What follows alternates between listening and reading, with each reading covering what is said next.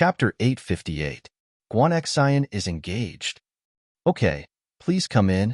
Even though Guan Xiaoxiang didn't know the purpose of Kong Mingming's visit, he was still a member of Donghai's Kong family. They were in the same line of business, and his company had many collaborations with the Kong family. He didn't want to neglect Kong Mingming. After entering the study, Guan Xiaoxiang sat on the sofa. Kong Mingming was in a wheelchair, so Guan Xiaoxiang didn't bother with pleasantries. He looked at Wang Shubin and asked, "This is Uncle Guan. Don't worry about him. He's my friend. Just let him stand here." Kong Mingming waved his hand. "Okay, then, why are you here?" Guan Xiaoxiang really didn't know why Kong Mingming was here, and why was he here to visit him? How did he know that he would come to his father's place tonight? Even though he was confused, he didn't show it on his face.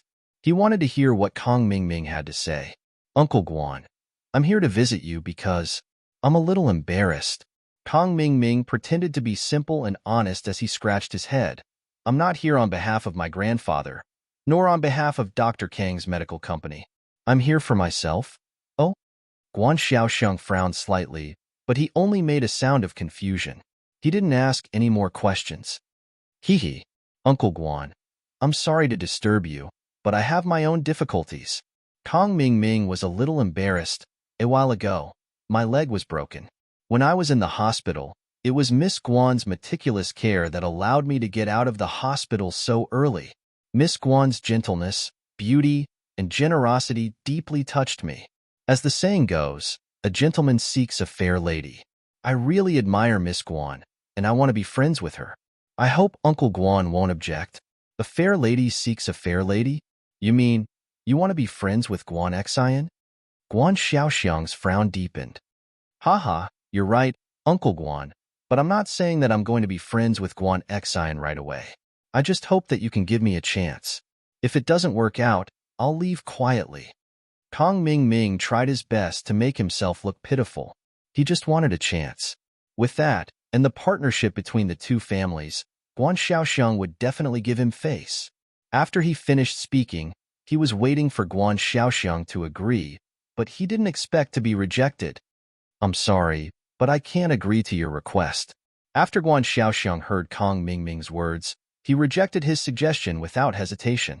He didn't give him any face at all. Even though Kong Mingming's words were straightforward, he was polite and honest. It made people think that he didn't have any bad intentions. This was something that he had discussed with Wang Shubin. In front of people like Guan Xiaoxiang, the more smooth he acted, the more he wouldn't be liked. So Kong Mingming pretended to be honest. He didn't expect Guan Xiaoxiang to reject him directly. This made Kong Ming dumbfounded. Kong Mingming couldn't accept it. Why? He said it so well, he just wanted a chance. He didn't want to be with Guan Xian. Why? Thinking about this, Kong Mingming was a little angry.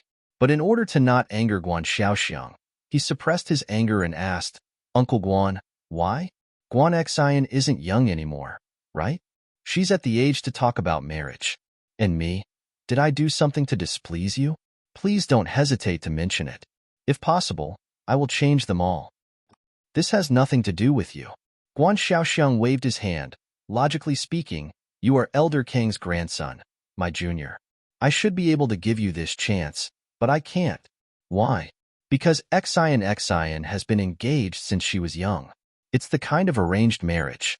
This has nothing to do with whether I'm satisfied with you or not. Guan Xian already has a fiancé. How can I let her date you? This is completely unrealistic." "Already has a fiancé?" Kong Mingming's face turned green. He originally thought that Guan Xiaoxiang had heard of his bad reputation.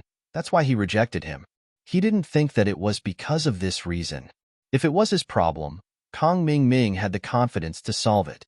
But it was Guan Xian's problem. How could he solve it? Guan Xiaoxiang had already told him clearly that Guan Xian already had a fiancé. No matter how hard he tried, it would be useless. Guan Xiaoxiang had already excluded him. No matter what he said, he wouldn't be able to change Guan Xiaoxiang's mind. Kong Mingming didn't think that Guan Xiaoxiang was lying to him on purpose. There was no need to lie about this kind of thing.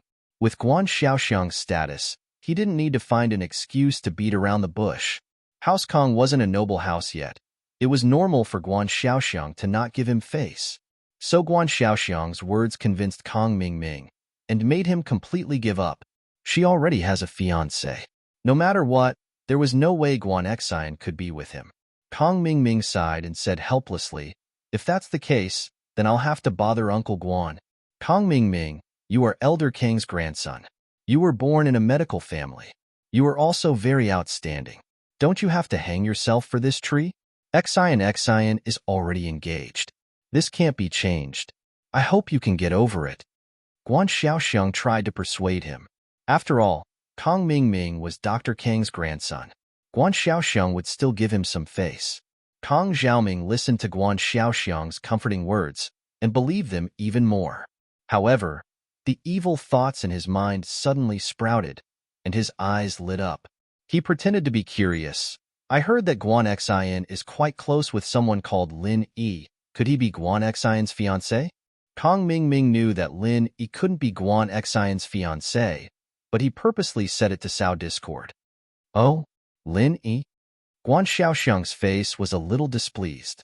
"Lin Yi again? Was there really something between Guan Xian and Lin Yi?" However, in front of Kong Mingming, Guan Xiaoxiang naturally wouldn't say anything about his daughter. He only said indifferently, "You don't have to worry about that." Kong Mingming laughed coldly in his heart. Lin Yi, that's what you get for offending me. If I can't get a girl, don't even think about it." Humph. He didn't show it on his face. "All right, Uncle Guan. If that's the case, then I'll take my leave. Then I won't be sending you off. Take care." Guan Xiaoxiang knew why Kong Mingming was here, so he didn't want to have anything to do with him. Chapter 859. She had to marry even if she didn't want to. The housekeeper, Nanny Lu, spent most of her time with Guan Xian and Guan Xuemin. Even though she was close to Guan Xiaoxiang when he was younger, they were still distant now. She turned a blind eye to Guan Xian's eavesdropping. When Guan Xian heard Kong Mingming tell her father that he wanted to be friends with her, her heart skipped a beat. She was afraid that her father would mistake Kong Mingming for a handsome young man and agree to date her. Fortunately, her father was wise enough to reject Kong Mingming. But her father's reason was so strange. He said that she had a fiancé, and that they were betrothed before they were born. Was there still such a thing as a prenatal betrothal in today's society? Wasn't this too strange? She didn't expect her father, who looked so old-fashioned, to have such a clever and eccentric side. Guan Xian thought it was funny. However, what made her happiest was that Kong Xiaoming actually believed her father's words and decided to give up on pursuing her. What an idiot. In fact, Guan Xian was wrong. In a big family like Kong Mingming, it was natural for the parents to make the decision. Just like the marriage between her brother and the Xiao family's Wang Xinyan, it was decided by the elders. Once it was decided, the younger generation couldn't change it. So Kong Mingming thought that Guan Xian was the same. So no matter what he did, he couldn't change it. He could only give up. When she heard that Kong Xiaoming was coming out, Guan Xian quickly sat on the sofa and pretended to watch TV as if nothing had happened. Kong Xiaoming opened the study room door and was pushed out by Wang Shubin. He looked at Guan Xian, who was sitting on the sofa watching TV, and sighed helplessly. He knew that Guan Xian was a girl from a wealthy family. Since she was already engaged, how could she still be friends with him? So he didn't even bother to say anything. To him, if he couldn't get a girl, it didn't matter how pretty she was. So he asked Wang Shubin to push him out of Guan Xuemin's mansion and left the place with his tail between his legs. Guan Xian, on the other hand, blushed when she saw her father walk out of the study. She had eavesdropped on his conversation with Kong Mingming after all. It wasn't a big deal, but it wasn't something to be proud of. Guan Xian felt a little embarrassed when she saw her father looking at her. She hadn't done anything bad, so she took the initiative to admit what she'd done. "Dad, that Kong Mingming was lying. I didn't nurse him." "Oh, did you hear everything?" Guan Xiaoxiang didn't expect his daughter to eavesdrop. Seeing her blushing face, he nodded in understanding. "This person doesn't look like a good person. Don't come into contact with him in the future." "I know, I don't even talk to him," Guan Xian said. "He's the one who keeps pestering me, and that Lin Yi. You need to stay away from him in the future. Don't get too close to him. You are a girl. You need to take care of your reputation. Guan Xiaoxiang thought of Lin Yi and added. He had always been biased against Lin Yi. Ever since Lin Yi and Guan Shuimin formed the company, Guan Xiaoxiang hated Lin Yi a little. Lin Yi is a good person. He's not a bad person. He's different from Kong Mingming. Guan Xian froze and shook her head. She didn't understand why her father wouldn't let go of Lin Yi. I told you, you are a girl. You need to watch your image, Guan Xiaoxiang said seriously. Plus, you have an engagement. If any rumors spread, it won't be good for your reputation. It was the first time Guan Xiaoxiang used such a strict and unquestionable tone to talk to Guan Xian. Guan Xian froze and looked at Guan Xiaoxiang suspiciously. Dad, what engagement are you talking about? Isn't that an excuse to trick Kong Mingming into giving up? How did I get engaged? That's not an excuse. Guan Xiaoxiang waved his hand. Xian, you're not young anymore. It's time to tell you about this. Actually, before you were born, your mom and I had arranged a marriage for you. Now that you're all grown up, it's fine to tell you about this. How can I do that? Guan Xian didn't know what to do after listening to her father's words. The news was too shocking for her. She never thought that she was already engaged, and now she had a fiancé out of nowhere? Why not? It's always been like this since ancient times. Guan Xiaoxiang didn't think that his usually docile daughter would question him. His brows furrowed even deeper. Could there really be something going on between his daughter and that Lin Yi? Dad, what era is this? Why do we have to arrange a marriage? I've never even met the person you're talking about. How can I marry him? Plus, it's been so many years. How can it still count? Can you reject it for me? Guan Xian couldn't believe it. She couldn't accept it. Reject what? You can't reject it. Guan Xiaoxiang didn't give her any leeway. You have to marry him in the future. No one can change that. I'm not marrying him. This was the first time that Guan Xian, who had always been a good girl, vehemently refuted her father's suggestion. This was related to her lifelong happiness. How could she compromise? You have to marry him even if you don't want to. Guan Xiaoxiang snorted coldly. He was getting a little angry. I'm in charge of this. Whatever you say is useless. Why should I? I've never met him. I don't even know what he looks like or what he does. Why should I marry him? Guan Xian's eyes widened. I'm not marrying him. I don't even like him. If you don't like him, then who do you like? Guan Xiaoxiang retorted. I just don't like him. Guan Xian almost spilled the beans. She blushed and stopped herself. You like that Lin Yi, don't you? Guan Xiaoxiang, of course, knew what his daughter was thinking. You should cut all ties with him as soon as possible. Otherwise, I'll find someone to break his legs. Your mother and I agreed on your marriage. I owe him a lot. My career today was all given to me by his elders. I, Guan Xiaoxiang, am not someone who goes back on his word. It's good if you've thought it through. Even if you don't, you still have to marry him. With that, Guan Xiaoxiang ignored Guan Xian. He stood up and strode out of the villa. Chapter 860. Guan Shuiming, but Guan Xian was afraid that her father would do something to hurt Lin Yi in a fit of rage. She didn't know what to do. Lin Yi had nothing to do with this, but he was dragged into this. Guan Shuiming heard the argument downstairs and came downstairs to see Guan Xian crying on the sofa. He paused for a moment before asking, Xian, what's wrong? Why are you crying here? Where's your dad? Grandpa. Guan Xian cried even more fiercely when she saw her grandpa. She'd never felt so wrong before. She couldn't understand how her father could interfere with her marriage, forcing her to marry someone she didn't even know. All right, don't cry. Tell Grandpa what happened first. Is there anything you can't solve? Why are you crying so hard? Guan Shuiming didn't know what was wrong with Guan Xian. He sat on the sofa and patted his granddaughter's shoulder. Grandpa, my dad said that he'd arranged for me to marry someone I've never met before. Guan Xian told her grandpa what had happened. Nonsense. Guan Shuiming slammed the table. This Guan Xiaoxiang is getting more and more unruly. How can he just decide something like this? Don't worry, Xian, Grandpa will help you. Without me, no one will be able to do anything. I'll call your dad right now. Guan Shuiming was furious as well.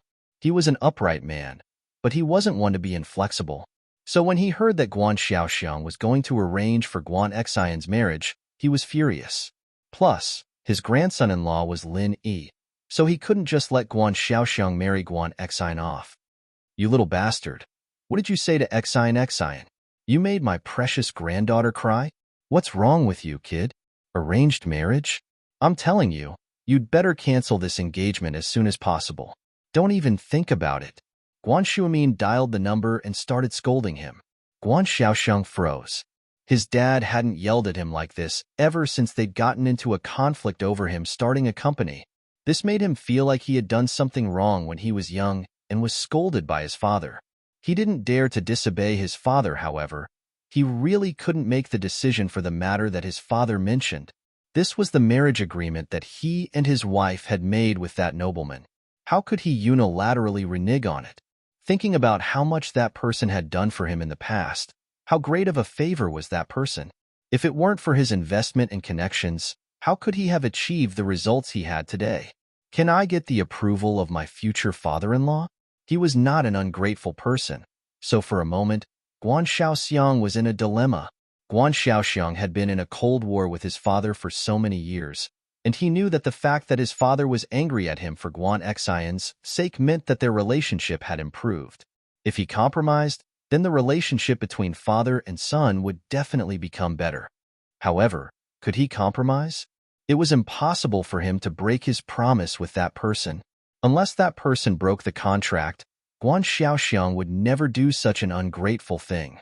Thinking of this, Guan Xiaoxiang could only smile bitterly. He couldn't be loyal and righteous at the same time. What could he do? He didn't want to use this opportunity to ease his relationship with his father to anger him again, but he also couldn't break the marriage agreement. Dad, I can listen to you on other things, but this, I really can't change it. This was an agreement I made with that nobleman, and you know him.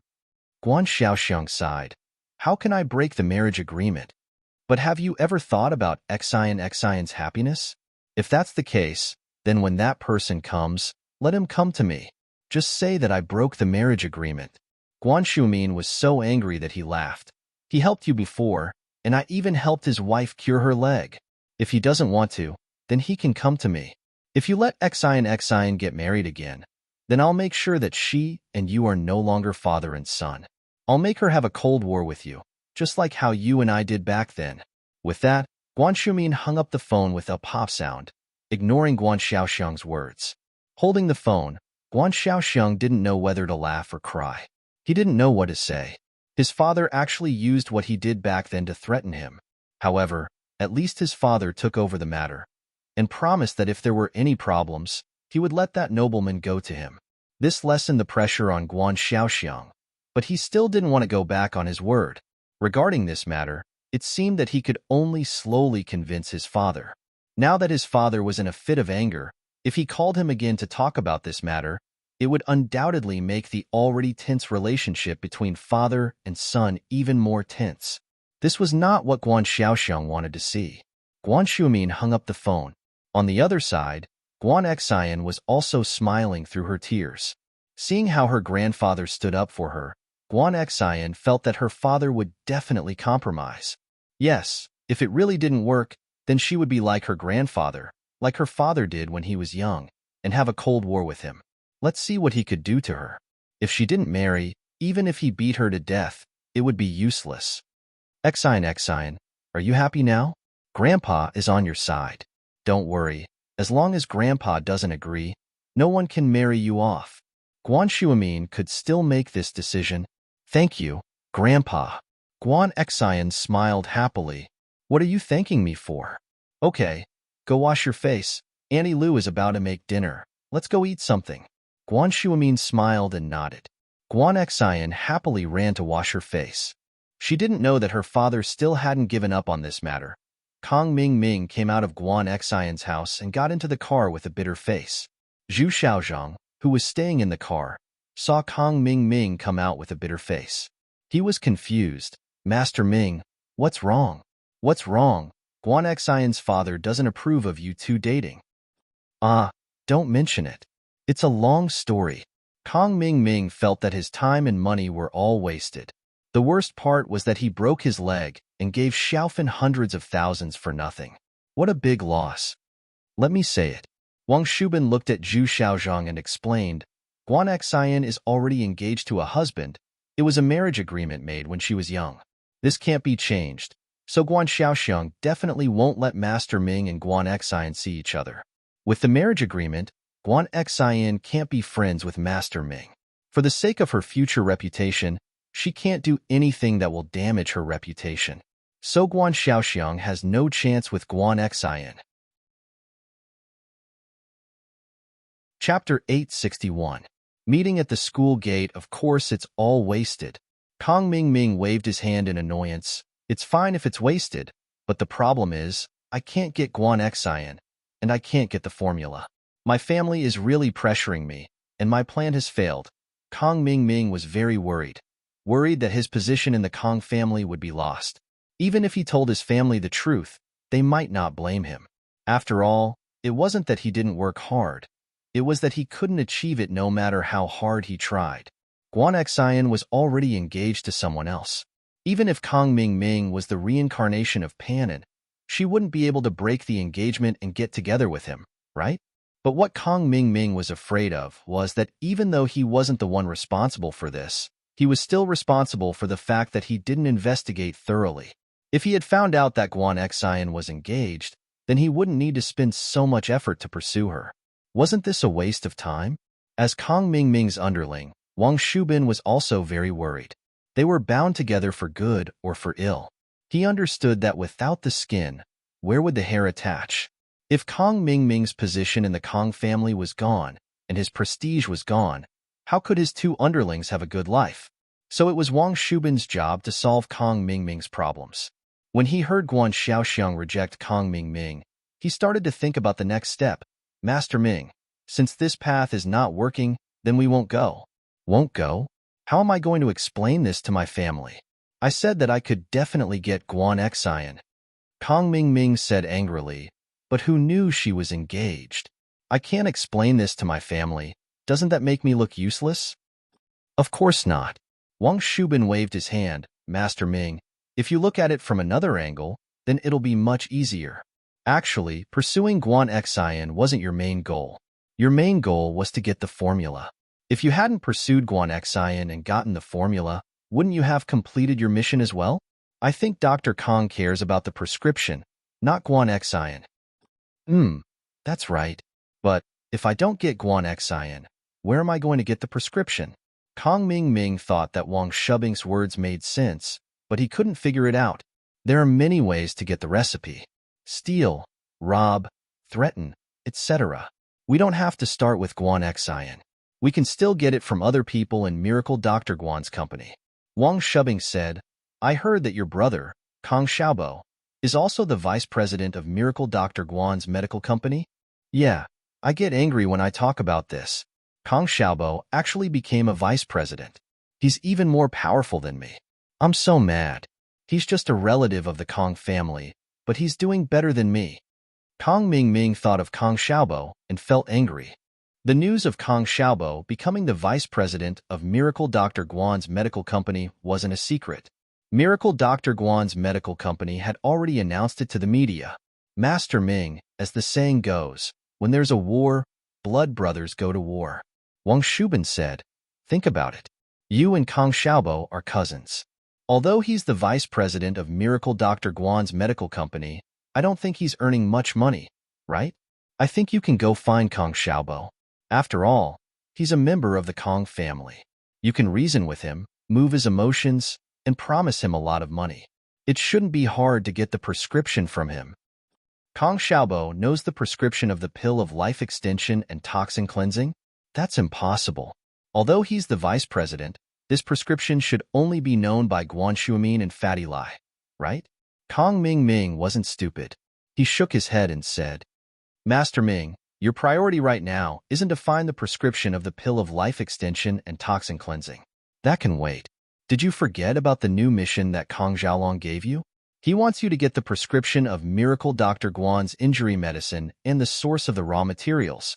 Wang Shubin said, as long as you find these two things, it'll be a great achievement. As for the prescription of the pill of life extension and toxin cleansing, we'll think about it slowly. Oh, that's true.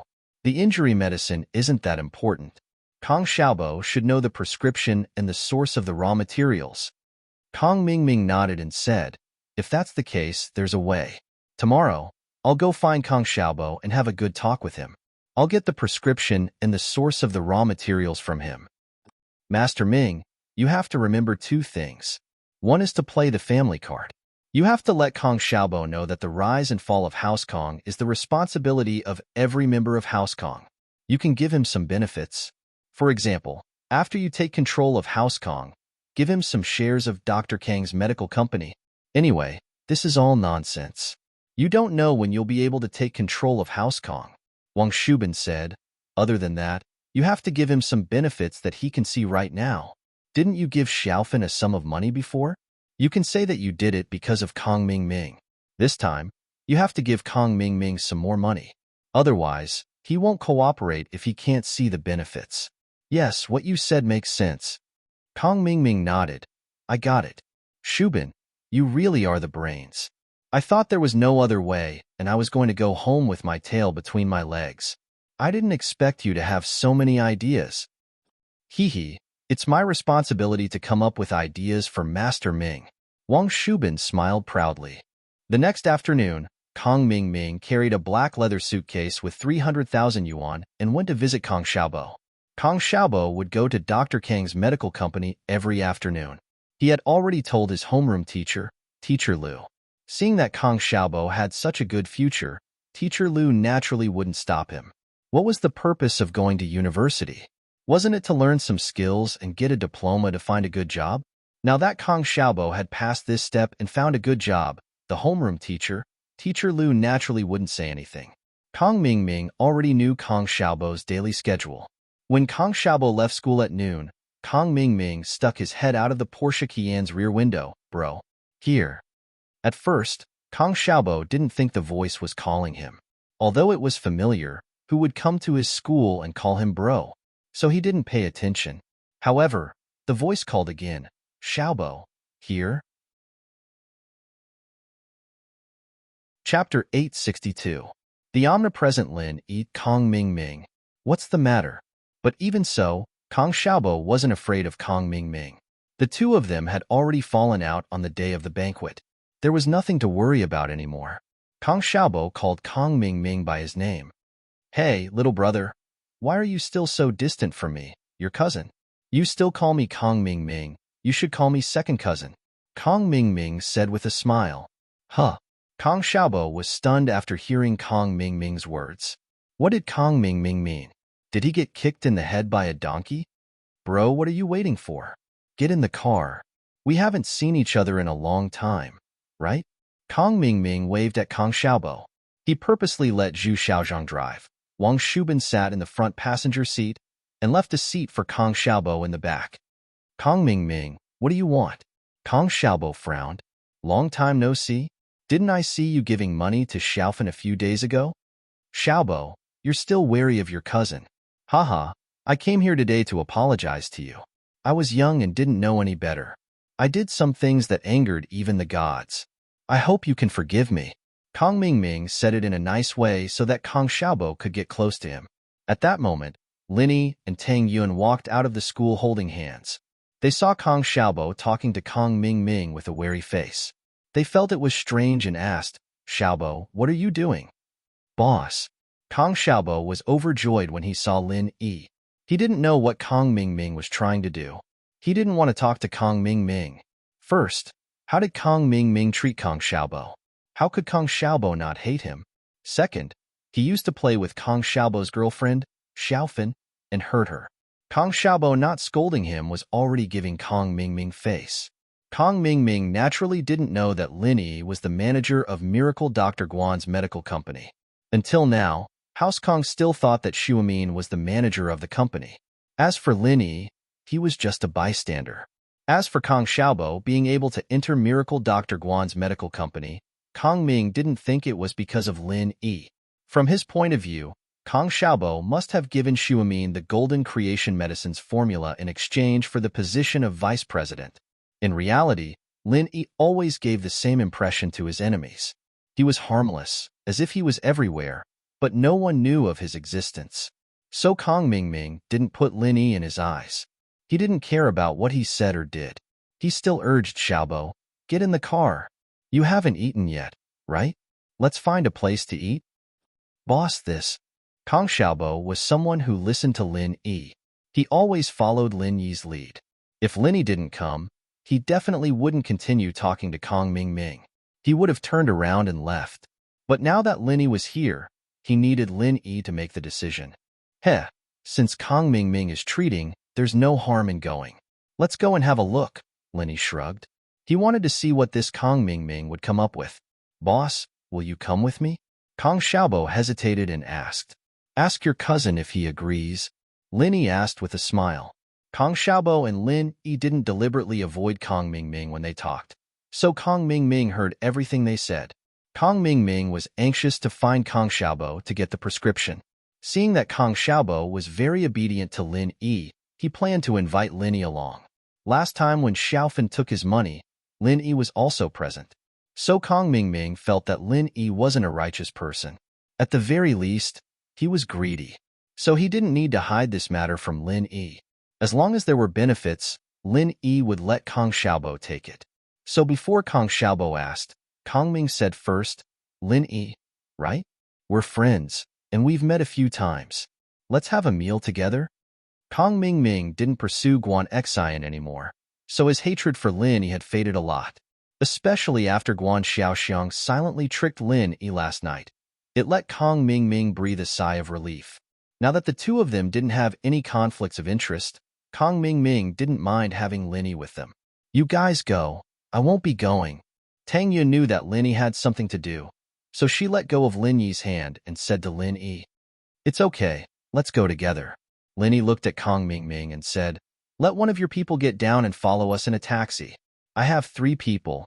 Your car won't be able to fit. Kong Mingming was so angry that his teeth itched. Wasn't this bullying? I'm treating you guys to a meal, and you want to let my people get down? However, he wanted to please Kong Xiaobo and get the prescription and raw materials from him.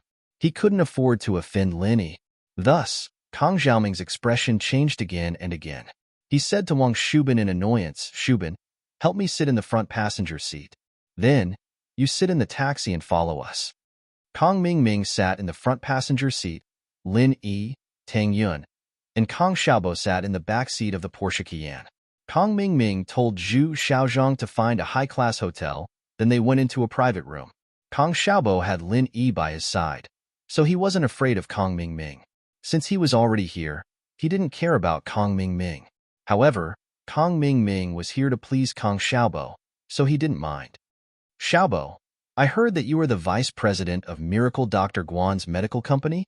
Kong Xiaoming asked casually after Xiaobo had ordered a couple more dishes before sending the waiter away. What's your order? Yes, Kong Xiaobo didn't know what Kong Mingming meant, so he answered with one sentence. Lin Yi and Tang Yun stood at the side, as if it had nothing to do with them. Lin Yi snatched the teapot that Kong Mingming was about to take and poured a cup of water for Tang Yun. Do you want some water? Tang Yun was a little nervous at first. She didn't like Kong Mingming. Whenever she saw him, she would think of the miserable Xiaofan, but now that Lin Yi was by her side, she felt more at ease. Tang Yun held the cup and sipped the tea. Suddenly, she realized that Lin Yi was staring at her, and her face blushed. Chapter 863. Chapter 862. Strange meal. There were no enemies or small fries, and it made Lin Yi feel that his days were very leisurely. Lin Yi didn't know if this was a good thing. Was it really peaceful, and everything was over, or was it just the calm before the storm? From the looks of it, the latter was more likely. Yu Kuan was crippled by him, and it was impossible for House Yu to not do anything. Perhaps they were planning something. As for the others, didn't Kong Mingming come knocking on his door? Lin Yi never believed that a bad person could become a good person without any signs. There was no turning point. Could it be that he had an epiphany? Kong Mingming was like that. His attitude changed for the better, and it made Lin Yi feel that he must have some ulterior motives. So, Lin Yi didn't put him in his eyes. He did whatever he wanted during the meal, and it made Kong Mingming speechless. Kong Mingming, who didn't manage to get the tea, could only retract his hand. His legs weren't working, and he couldn't stand up. Linny put the teapot far away, and he couldn't reach it. Ahem, Xiaobo, you are a member of House Kong, and we are a medical family. If you want to be a vice chairman, you should come to our Dr. Kong Medical Company. Why would you go to an outsider's company? Wouldn't it be a loss of face for House Kong? Kong Xiaoming coughed twice and continued. Oh, House Kong. Kong Xiaobo smiled coldly. What do I have to do with House Kong? Other than my surname. When did you think of me? Why? Are you here to arrange a vice chairman position for me in Dr. Kong Medical Company? This. Haha, not to mention a vice chairman, even a shareholder is not a problem. Kong Mingming laughed. Isn't Grandpa in power now? When I'm in power, I'll definitely give you a share of Dr. Kang's shares and let you become a shareholder of Dr. Kang's medical company. No matter what, you are a member of the Kong family. How could they mistreat you? Oh, I'll have to thank you then. You invited me here just for this? Xiaobo didn't believe that Kong Xiaoming would call him over just for this kind of bullshit. Give me shares? He didn't believe that Kong Mingming would give him any shares unless the sun rose from the west. Ha, let's eat first. Kong Mingming laughed, then pretended as if nothing had happened. He said to Zhu Xiaozhong, go take a look. Why aren't the dishes being served yet? As they were talking, the waiter knocked on the door and came in with the dishes. Soon, the dishes were placed on the table. The speed here was quite good. Linny didn't care about Kong Mingming, Zhu Xiaozhong, and Wang Shubing at all. He started eating when the dishes were served. He even put food in Tang Yun's bowl from time to time. Linny didn't care about anything, but Tang Yun was a bit embarrassed. After all, she was a girl. She didn't have a good relationship with these people, so she was a bit shy. Xiaoming frowned as he watched Linny gobble down the food without a care in the world. He wasn't happy, but he couldn't say it aloud. He was hoping that Lin Yi would be able to talk Xiaobo out of it, so he held it in for now. Xiaobo, I heard that the main product of Miracle Dr. Guan's medical company is also a golden creation. Is it similar to our Dr. Kang's golden creation? Kong Mingming pretended as if nothing had happened and asked casually. Yes, Miracle Dr. Guan's injury medicine. Kong Xiaobo didn't know what Kong Mingming wanted to do, so he didn't say much. He answered whatever he asked. It wasn't a secret anyway, so there was no need to hide it. Oh, in terms of effect, it is similar to Dr. Kang's golden creation? Kong Mingming continued to ask. It should be, Kong Xiaobo said. Hee, if that's the case, I wonder where Miracle Dr. Guan's medicine company got their prescription from. Huh, do you know? Kong Xiaoming finally revealed his purpose step by step. Kong Xiaobo wasn't stupid. After hearing Kong Mingming's words, he was a little angry. Kong Mingming was obviously hinting that Miracle Dr. Guan's injury medicine came from Kong Xiaobo. In an instant, Kong Xiaobo understood. Kong Ming's purpose of inviting him to dinner was probably to find out if he was the one who gave out Miracle Dr. Guan's injury medicine. But not only him, even his grandfather hadn't seen the injury medicine. How could he give it to someone else?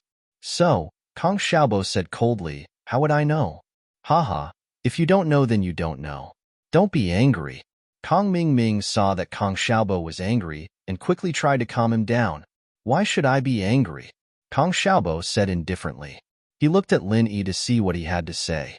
But when he saw that Lin Yi was still eating happily, Kong Xiaobo felt relieved. Forget it, Xiaobo. Since we are all from the Kong family, let's not beat around the bush. Brother, can you get me a Miracle Dr. Guan's injury medicine? Kong Mingming saw that Kong Xiaobo wasn't cooperating. His sweet words didn't have any effect on him.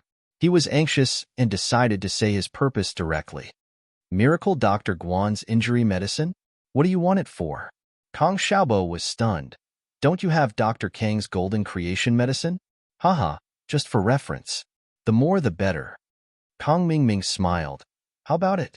As the vice president of Miracle Dr. Guan's medical company, you should be able to get this medicine, right?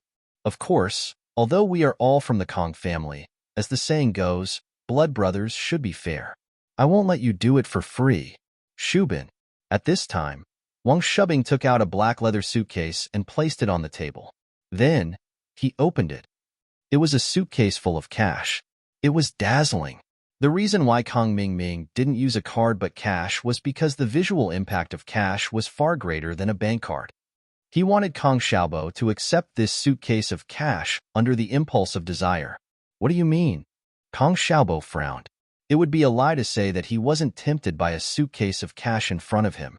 But Kong Xiaobo was a man of principle. He wouldn't betray the company for a suitcase of cash. Not to mention, Linny was sitting next to him. Even if Linny wasn't here, he wouldn't accept the money. So he thought that Kong Ming used the wrong method. Chapter 864. Another scam. Kong Xiaobo was about to refuse, but Linny spoke first. 300,000. Xiaobo, take it. Since it's your cousin's goodwill, there's no reason for you to refuse. Linny stood up and took the money box in front of Kong Ming. Kong Ming was overjoyed. This Linny wasn't that annoying after all. He didn't come here to eat and drink for free. He was very useful at the crucial moment.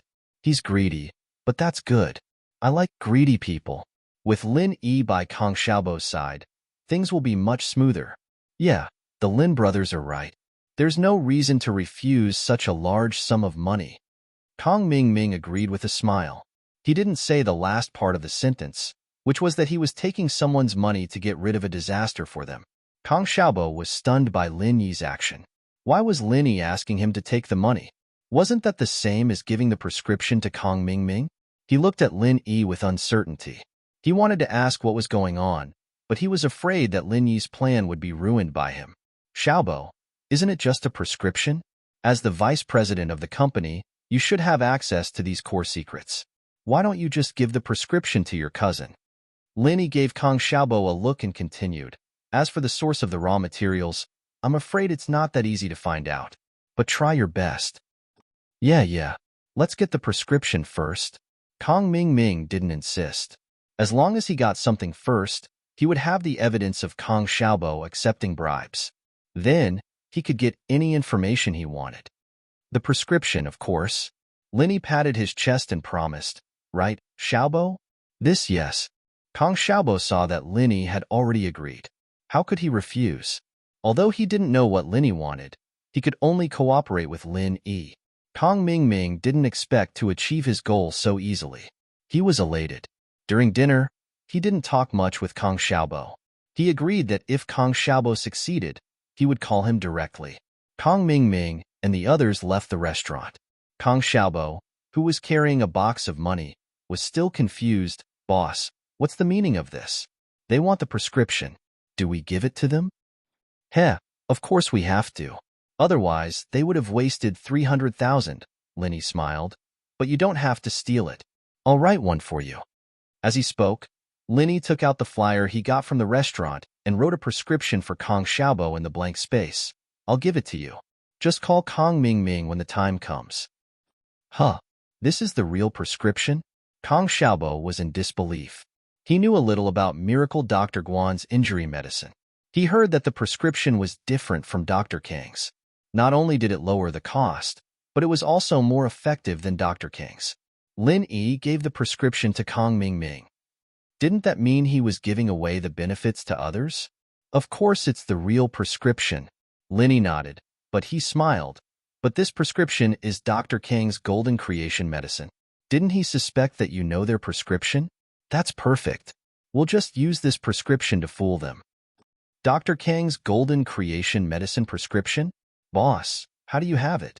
Kong Xiaobo was shocked. I've seen Dr. Kang's golden creation medicine before. It should be this old prescription, but a lot of the ingredients are expensive. The cost is too high, so I changed some of them. Not only did I save on the cost, but the effect was also stronger. Lin Yi shrugged. Now we're just returning the old prescription to them. They already have a prescription for 300,000. Isn't that worth it? That's a good deal. Kong Xiaobo finally understood Lin Yi's intention. Boss, you're the best. You just casually scammed another 300,000 from Kong Ming. That's so satisfying. Kong Xiaobo hated Kong Ming. It wasn't just a day. If it wasn't for Lin Yi, he wouldn't have sat at the same table with Kong Ming. He had been wondering why Lin Yi did this. Now he knew that Kong Ming was scammed by Lin Yi again. I wasn't planning on screwing him over, I just wanted to see what he was up to. Linny smiled bitterly. But since he's giving us 300,000, there's no reason for us to reject it. That's true. I was scared to death.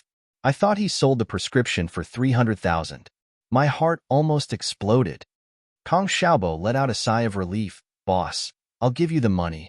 I'm going to the slums to pick up Xiaofan and bring her to the company. Recently, Kong Xiaobo went to the company to learn from Fatty Lai and Fatty Lai's friends. Although Kong Xiaobo had learned a lot of theoretical knowledge, it was just an armchair strategist without any practical application. So, Kong Xiaobo treasured this internship opportunity. Xiaofan was the same, but her legs weren't very convenient. So, she naturally walked with Kong Xiaobo every day. Xiaofan's house was demolished. Her mother rented a house near the new house. Once the house was renovated, she could move in. Take this money, get a driver's license, and buy a car. Otherwise, it'll be inconvenient for you to take care of Xiaofan every day. Use the rest of the money to buy some home appliances for Xiaofan? 300,000 was nothing to Lin Yi. Naturally, he wouldn't carry a suitcase of money back to school. How can I do that? Kong Xiaobo was shocked.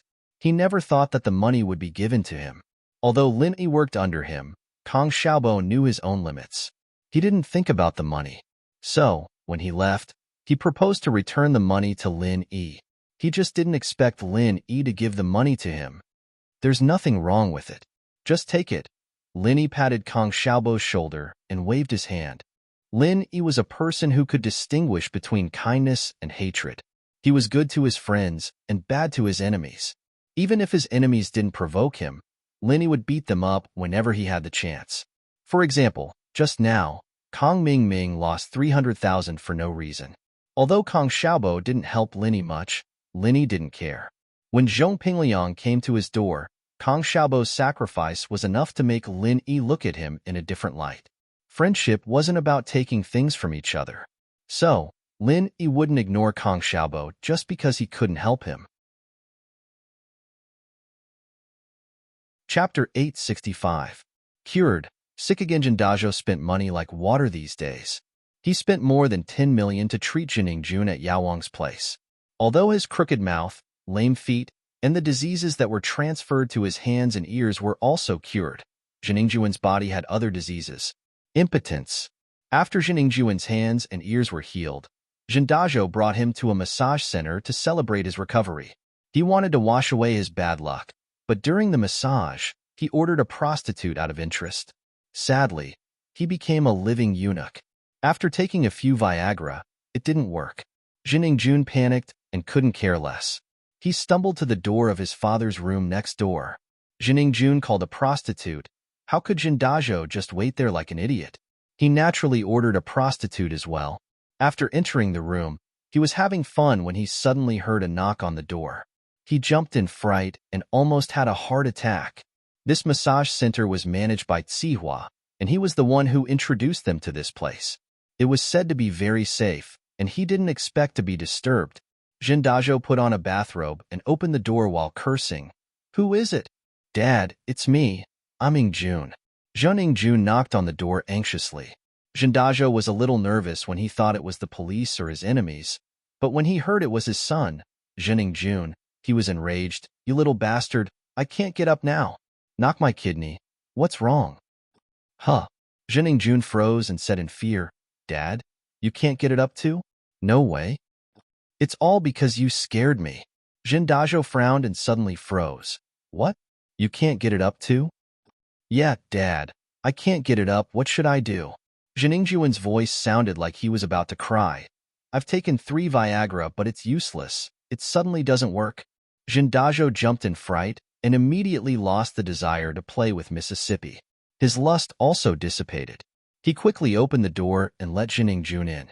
He asked anxiously, "Really? What is going on?" "I know, but there's no reaction." Jiningjun cried as if his father had just died. "Dad, am I crippled now?" Jindajo only had one son, and he was counting on him to carry on the family line. Hearing Jiningjuan's words, a huge blister appeared on the corner of his mouth. "Don't worry. Are you sure you have no reaction?" "Yeah, I'm sure." Jiningjun nodded. "Look, I'm like this right now. Jiningjun didn't care that there was a prostitute in the room. He took off his bathrobe and showed it to Jindajo. Jindajo was a little anxious. He pointed at the lady in the room and said, "Get out first. This is your money. Don't say anything about this." As he spoke, Jindajo gave the lady a bunch of money and sent her away. The lady knew that something big happened to Jiningjun and his son and didn't dare to say anything. She took the money and quickly nodded before leaving the room. "Ingjun, when did this start? Were there any signs before?" Jindajo asked carefully. "No, Dad. You know that I've been sick for a while. I didn't touch any women, but when I came here today, I realized something was wrong," Jiningjun said. "It was still working before. Before we came to Songshan, I went to look for my little lover. So it happened after you got sick? Could there be any side effects?" Jindajo could only think of this possibility. "It's possible. Dad, let's go look for Zhao Yaowang. He's amazing at bringing people back to life. He must have a solution." Jiningjun listened to his father's analysis and thought that it was possible. Other than Sequila, there was no other possibility. The two of them thought about it and quickly put on their clothes. They left the medical center and rushed to the floating cloud bar. In the floating cloud bar, Zhao Qibing looked at the money on the deposit receipt and was overjoyed. "Wahaha, I'm such a genius. I thought of such a genius idea. I didn't think that Jiningjun, that idiot, would give me 10 million in just a few days. It's so easy to earn money." Of course. Sihua flattered. Master Bing's idea to earn money is the best. Of course, Yaowang's contribution is also a big part of it. I just helped. If it wasn't for Master Bing's idea to change the patient's condition again and again, I wouldn't be able to collect so much money from a patient no matter how good I am, Yaowang said humbly. "And not bad. Yaowang, don't be so humble. You're the one who made the money this time. I'll tell my father." Zhao Qibing didn't want to take all the credit for himself. He was a person who was good at winning people's hearts and knew how to make people follow him wholeheartedly. Just like Zhong Fabai and the others, they were all loyal to him now. Zhao Qibing only needed to show them some kindness in exchange for a group of loyal subordinates. Why wouldn't he do it? He understood that even if Yao Wang was the main contributor, Hao Xiao would know that he was the mastermind behind all of this. Yao Wang wouldn't take the credit away from him, the mastermind, no matter what. "Thank you, Master Bing," Yao Wang said gratefully. Yao Wang started learning medicine at the age of 3 and started to roam the world at the age of 15. Back then, he also played the trick of treating patients worse and worse. However, because he offended a rich family, he was caught and almost beaten to death.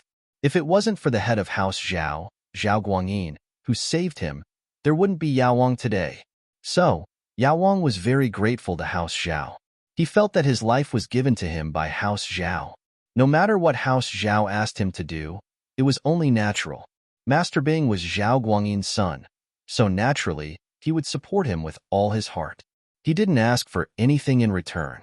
He stayed in House Zhao with the intention to repay their kindness. Now that Zhao Qibing was going to teach him Qinggong, how could he not be touched? Although he didn't care about anything, he still hoped that House Zhao would value him. But this father and son from House Shin are rich. 10 million. TSK. It's still a little too little. We haven't squeezed them to the limit yet. If we could squeeze more money out of them, that would be even better, Zhao Qibing said regretfully. Chapter 866. Framing Lin Eo? Really? But wouldn't he suspect something if we do that? Zhao Qibing wasn't stupid. Although he was greedy, he didn't want to ruin his reputation. We want long-term benefits, not Jiningjuan's money. It'll be bad if they suspect that we did it. They won't. I did it discreetly. They don't have the intelligence to find out. Yao Wang waved his hand confidently. Besides, even if they go to the hospital, they won't be able to find anything. That's good. As long as we aren't involved. Zhao Qibing nodded in satisfaction. Of course not. Not only will they not implicate us, but they will also give us more money soon. Yao Wang sneered. Master Bing, watch me. All right, I'll wait for that idiot Jiningjun to give me money. Zhao Qibing nodded happily. Yao Wang was right. Not long after, Su Jianong ran in. Master Bing, Jiningjun and his son are here again. They want to see Yao Wang. Let them in. Zhao Qibing couldn't wait anymore. The more he tasted money, the more he couldn't stop. Su Jianong quickly brought Zhendazhou and Zhang Yingjun into the back room. As soon as they entered, Zhendazhou raged, "Yao Wang, what kind of illness did you treat? Why is it getting worse?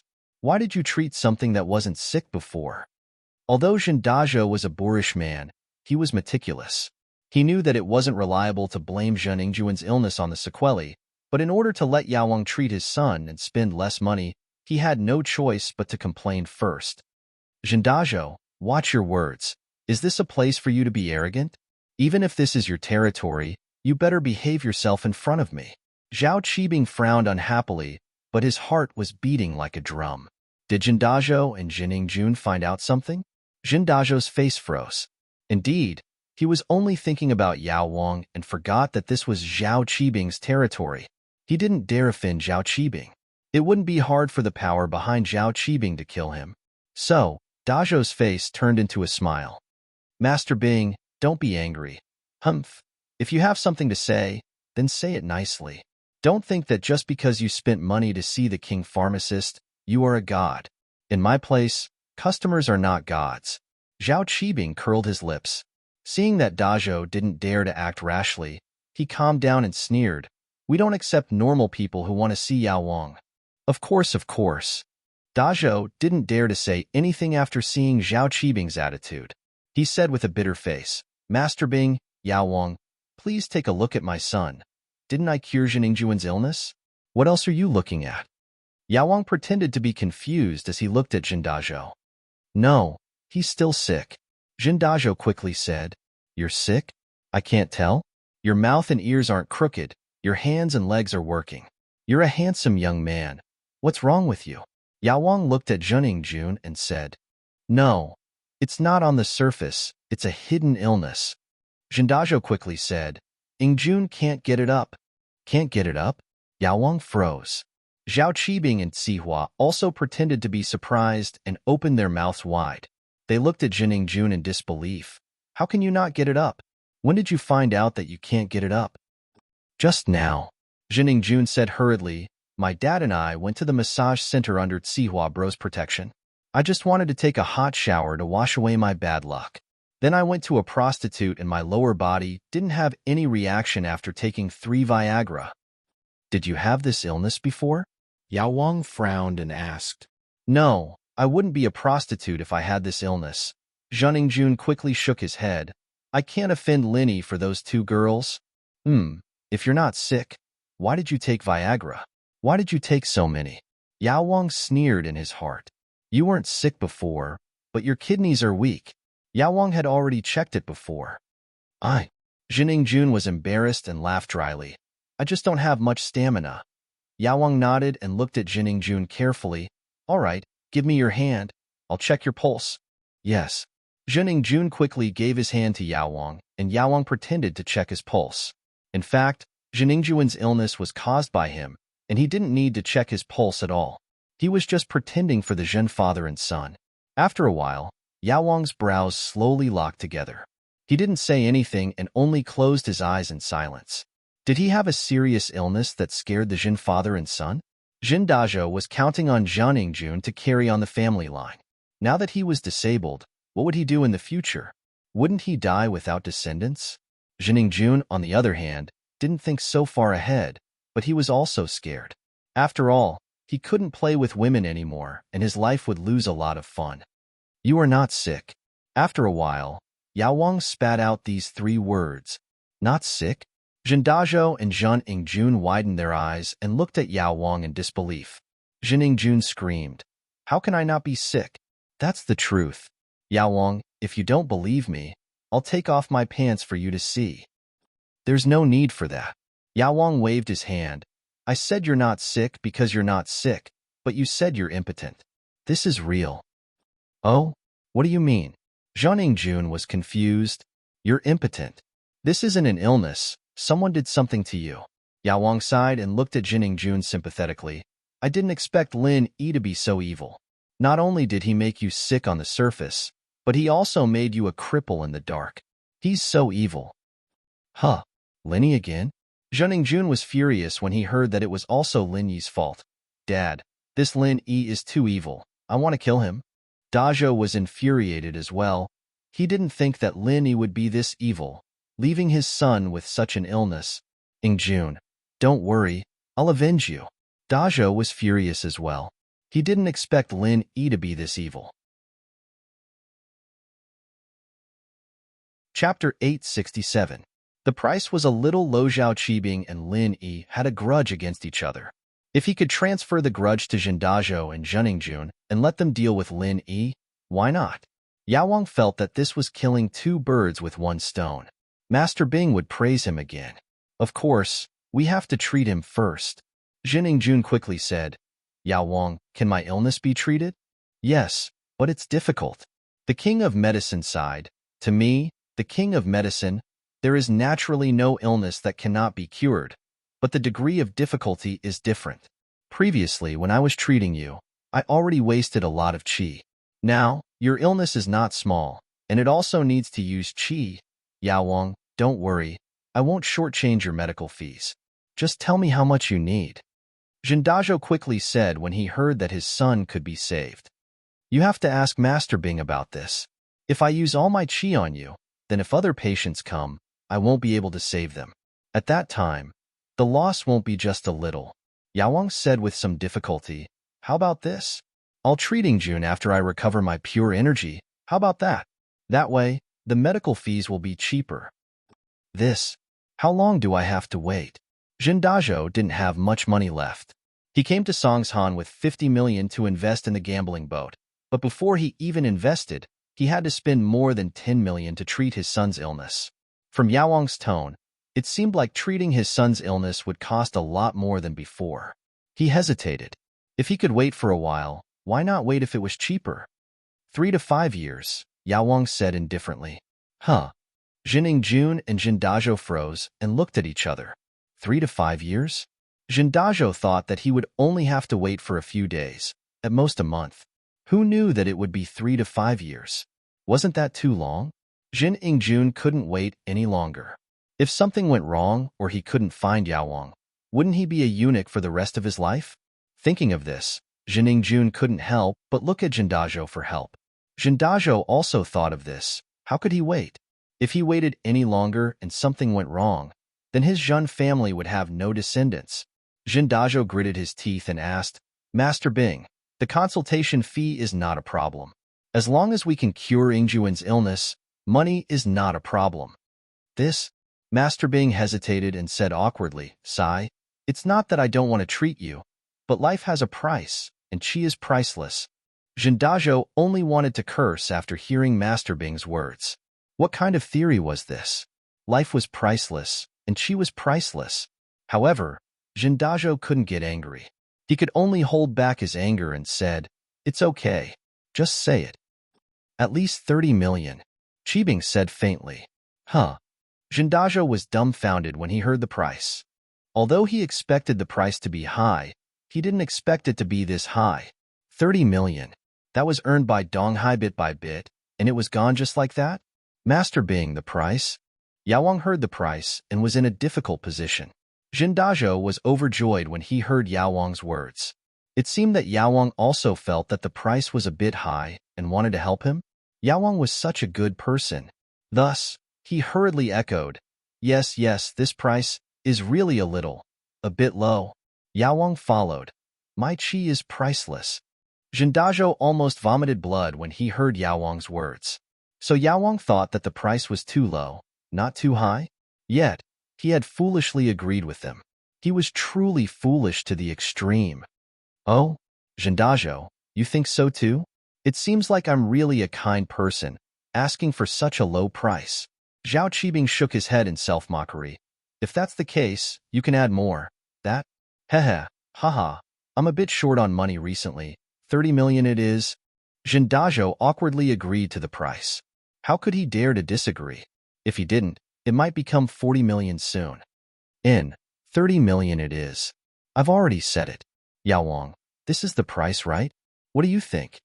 Zhao Qibing looked at Yao Wang and asked. Okay, whatever Master Bing says, we'll do it. Yao Wang nodded. Thank you, Master Bing. I'll go prepare the money now. Dazhou said. June and I will leave first. We'll come back when we have the money. Dad, why don't you prepare the money and I'll stay here for treatment? June didn't understand why his father wanted him to leave with him. How can we do that? How can we let Yao treat you without money? You're so stupid. Jindajo glared at June and said. June had no choice but to follow his father out of the bar and asked curiously, Dad, why did you drag me out? It'll be better if you let me treat the illness first. It'll prevent more problems. We came in a hurry and thought it was a side effect, but it doesn't seem to be. So, I'm thinking, should we go to the hospital and have a look? What if the hospital can treat it too?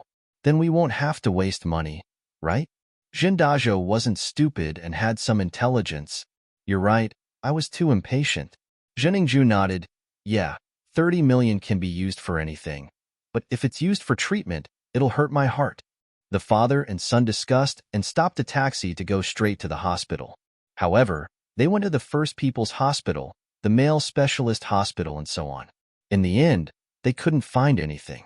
The medicine king was right about his illness. He didn't have any illness, so what could the hospital find? This was all Yao Wang's doing. Whoever started the trouble should end it. How would others know how Yao Wang did it? After coming out of the hospital, the father and son completely believed Yao Wang's words. Jindajo sighed. It seems like you really aren't sick. It's that Linny who did something to you. Even the big hospitals said that you aren't sick. It seems like only Yao Wang can treat you. Chapter 868. Revenging June. I can't let this Linny go even if you don't say it. He made me lose 40 million. Do you think my money is so easily lost? This debt, I will definitely put it on Lin Yi's head. Dajo laughed coldly and said fiercely. He was also exasperated. Who was he, Jindajo? When had he ever suffered such humiliation? Right, Dad. I heard that Meng Yao's family's pretty rich and Lin Yi's her bodyguard. Why don't we make a move on Meng Yao and get her to pay us the money? June immediately turned his attention to Meng Yao. He more or less knew about Lin Yi from Zhao Qibing. Of course, June didn't know that Zhao Qibing purposely leaked this information to him so that he could be cannon fodder. I know. I've already asked someone to investigate. Pengzhan Industries is very famous in the province. Dajo, on the other hand, had his sights set on Pengzhan. He'd thought it through very well. If his son was in this state because of his daughter, then who else would pay for the medical fees? Not only did he have to pay for the medical fees, but he also had to give some compensation. Yes. June heard that his father also wanted to cause trouble for Meng Yao, and he felt relieved. But we must kill that Lin Yi. It won't be easy to kill Lin Yi. I heard that he is a master at the early phase of the mystic class, and that Li Fu beside Pengzhan is also a master at the peak of the late phase of the golden class. It won't be easy for us to touch them. Jindajo got some of the information from his investigation, but most of it came from Zhao Qibing. What's the use of those masters? Don't we have guns? No matter how strong he is, can he be invulnerable? June said in disdain, Dad, where are your men who are doing business on the high seas? Tell them to come back and kill Lin Yi. Although the Zhen family had some business in the East Sea, the most profitable business was the one that had no capital. The Zhen family had a pirate group codenamed Firearm Team that specialized in robbing cargo ships on the high seas. Every year, it provided the Zhen family with a large amount of wealth. Of course, this business didn't belong to the Zhen family. With the Zhen family's strength, they couldn't afford such a large business. This business was managed by Jindajo on behalf of a distant relative. That distant relative took the majority, while Jindajo only took 20%. Childish. You're going to call in a firearm team from the city and give Lin Yi a round of bullets? Wouldn't that be waiting for the police to destroy our Zhen family? Jindajo glared at June and said angrily, although these cultivators are afraid of guns, a sneak attack with 1 or 2 guns won't be able to hit them because they are too fast. The only way to kill them is if a group of people fire at the same time and shoot randomly. But, unless there's no one around, if there's such a large-scale gunfight in the city, I'll be arrested as the leader of a terrorist organization tomorrow. I'm sorry, Dad. I didn't think it through. June thought that having a firearm team was a great thing, and he wasn't afraid of anything in this world. However, after hearing his father's words, he realized that he was taking it for granted. But your suggestion is good. I have a plan to deal with them. Jindajo's eyes flashed with a hint of viciousness. Let's go. We'll go find Yaowang first. Dad, how are you going to deal with them? Zhang Ingjun was impatient. I'm going to ask for help from your fourth uncle and ask him to send his master to help, Jindajo said. This fourth uncle was Jindajo's business partner. 80% of the business on the sea belonged to him, and Jindajo was working for him. Oh, Ma Zhu who works for fourth uncle? Zhang Ingjun quickly asked. I heard that he's also a mystic division master? Yes, when we were fighting for business on the sea, your fourth uncle sent him to help me. You didn't see how good he was. Jindajo seemed to be recalling the events of the past. One kick, and one of them was kicked to death. Even his head was sent flying. Can he deal with Lin Yi? Zhang Ingjun didn't care much about cultivators and warriors. He always felt that they weren't as good as guns, but according to his father, they couldn't use guns on a large scale in the city. Of course he can. Jindajo said. He's a physical master in the middle phase of the mystic division. I heard from Zhao Qibing that Lin Yi is only in the early phase of the mystic division. Of course he can deal with him. Jindajo didn't know the difference between physical and spiritual, but he felt that the middle phase of the mystic division was definitely stronger than the early phase of the mystic division. Then let him kill Lin Yi directly? But that won't be enough. Zhang Ingjun felt that killing Lin Yi directly was too easy on him. Of course we can't kill him directly. Dajo shook his head. What we need to do is to let Ma Zhu kidnap Meng Yao and Yu Shu. His opponent is only that Li Fu. As long as he defeats Li Fu, we'll be able to capture Meng Yao and Yu Shu. With the hostages, we can threaten Peng Zhan to ransom them. Of course, we can ask Lin Yi to deliver the ransom to a deserted place and let the firearms team shoot him to death. Great. Not only can we get a large sum of money, but we can also take revenge. Zhang Ingjuan's eyes lit up after hearing his father's words. All right, it's settled then, but I have to be cured first. Meng Yao and Yu Shu, I will definitely kill these two girls. Ha ha ha ha. Ha ha ha ha. Jindajo laughed along with his son. A revenge plan was formed just like that. In the floating cloud bar, Zhao Qibing said unhappily, what is Jindajo doing with Zhang Ingjun? He doesn't want to be cured. Why aren't they back yet? No, I think Jindajo wants to take Zhang Ingjun to the hospital to confirm if he's sick or not. Yaowang saw through Jindajo's intention. Oh, would the hospital be able to tell? Qibing paused and asked, Master Bing, don't you trust me? Yaowang? Don't worry, they'll be back soon. Yaowang said, Master Bing, you'll definitely earn this money. Ha, then I'm relieved. Zhao Qibing nodded, that's fast, but there aren't many fat sheep like them. Otherwise, I wouldn't be able to make money from real estate. Chapter 869. A good plan, of course. We have Lin Yi to take the blame for us. What's there to be afraid of? Zhao Qibing waved his hand. But this time, we have to get a hidden illness that's hard to notice. It's best to let him notice it after a while. You're right. I understand, Master Bing. Don't worry. Yaowang nodded. I'll get him a disease that affects his eyesight and make his eyes blurry until he can't see anything. Of course, this will take around a year. Okay, let's do that. 1 year later, when Hao Xin has earned enough money, they'll send it to us. Wahahaha. Zhao Qibing laughed excitedly. Just as Yaowang predicted, Jindajo brought Zhang Ingjun back. They couldn't find anything wrong with their son in the hospital, so they could only come back to Zhao Qibing to be cheated. Master Bing, I've finally collected the money. When can we start the treatment? Jindajo said with a smile. He was now sure that only the king pharmacist could cure his son's illness. Actually, we could have started just now. You're our old customer. You don't have to pay first. Zhao Qibing said sarcastically. I was just thinking about it. Let's get the money together first. Jindajo didn't know if Zhao Qibing guessed the reason why he left and felt a little awkward. Shall we start now? Yaowang nodded. Okay, let's start then. Follow Li Zihua to complete the transfer. I'll start treating your son now. Jindajo followed Zihua to complete the transfer while Yaowang pretended to treat Zhang Ingjun. He held the silver needles in his left hand and pressed on Zhang Ingjuan's pulse with his right hand.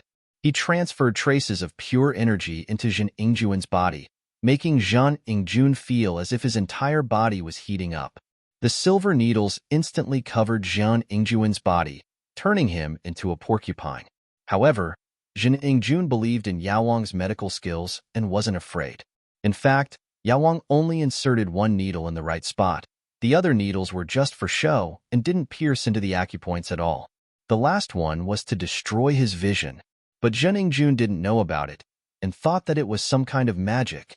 The Medicine King used his true qi to heat up his body, so he was sweating profusely. In the eyes of others, it looked like he had overexerted himself and was exhausted. Looking at the Medicine King who was sweating profusely, Zhen Dazhou sighed. It seemed that this 30 million was not easy to earn. How much Zhen Qi would be consumed? It's so hot. I'm dying. Zhen Yingjun was scalded by Yao Wang, and his body turned red as if he was cooked. Yingjun, you have to persevere. Zhen Dazhou quickly encouraged his son. The process of treatment is naturally painful. I know. I will endure it. The teenage mutant ninja turtle is extremely brave. Zhen Yingjun started to mutter some words of encouragement. Zhen Yingjun was tormented for more than an hour, and Yao Wang didn't have it easy either. He was suffocating from the heat, but for the sake of the 30 million, he had to put on an act. He had to make Zhen Dazhou feel that the 30 million was worth it. Only then could he go out and advertise for him and show how amazing Yao Wang was. There's a reaction. There's a reaction. After a while, Zhen Yingjun suddenly realized that his lower body had a reaction. He shouted happily, Dad, I'm having a reaction. Oh, that's great. Zhen Dazhou walked over and was excited. Yao Wang is really a miracle worker.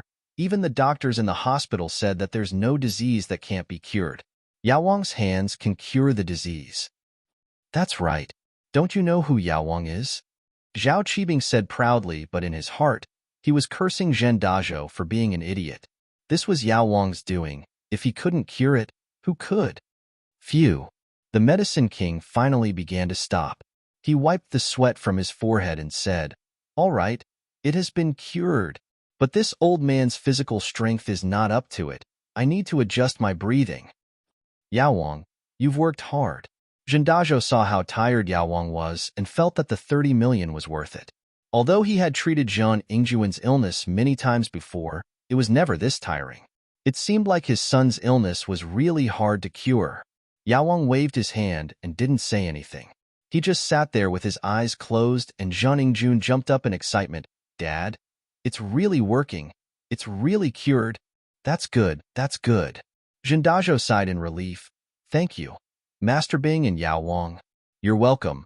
I have to congratulate your son for regaining his manhood. Zhao Qibing laughed. But you spent the 30 million in vain. Why do you say that? Zhen Dazhou froze as he didn't expect Zhao Qibing to say that. If it wasn't for Ming Yao and Yushu, if it wasn't for Lin Yi helping them, would Zhen Yingjun have so many problems? Would you have suffered such a huge loss? Zhao Qibing started to convince Zhen Dazhou to go against Lin Yi. Yeah, this time, I won't let him go so easily. But I still need your help, Master Bing. Help me investigate Pengzhan Industries. Zhen Dazhou felt that he was unfamiliar with this place, and he needed to rely on the locals to do anything in Songshan. Zhou Tiandi had obviously distanced himself from him these days, and Zhen Dazhou had heard about the grudge between Zhou Tiandi and Lin Yi. He laughed at Zhou Tiandi's cowardice and decided not to bother him anymore. That's not a problem. Zhao Qibing nodded generously. After all, we're old friends. I can help you with this, but how are you going to deal with Lin Yi? If it's convenient, can I give you some advice? Lin Yi and I are old enemies. Zhen Dazhou had heard about the grudge between Zhao Qibing and Lin Yi, so he dared to tell Zhao Qibing about his plan to deal with Lin Yi. The enemy of my enemy is my friend. He believed that Zhao Qibing wouldn't betray him. It's like this. I'm preparing to. Zhen Dazhou told Zhao Qibing his plan to deal with Lin Yi. Oh, that's a good plan. Why didn't I think of it before? Zhao Qibing slapped the table and praised Zhen Dazhou's plan. First, kidnap Ming Yao and Yushu with a mystic class mid-phase master. Then lure Lin Yi to a place with no one around and shoot randomly. Even if he doesn't die, he'll be heavily injured. Then, let the mystic class master kill Lin Yi. Brilliant. Chapter 870. The exact same prescription. What's wrong, Master Bing? You think this plan is feasible too? Dajo was overjoyed.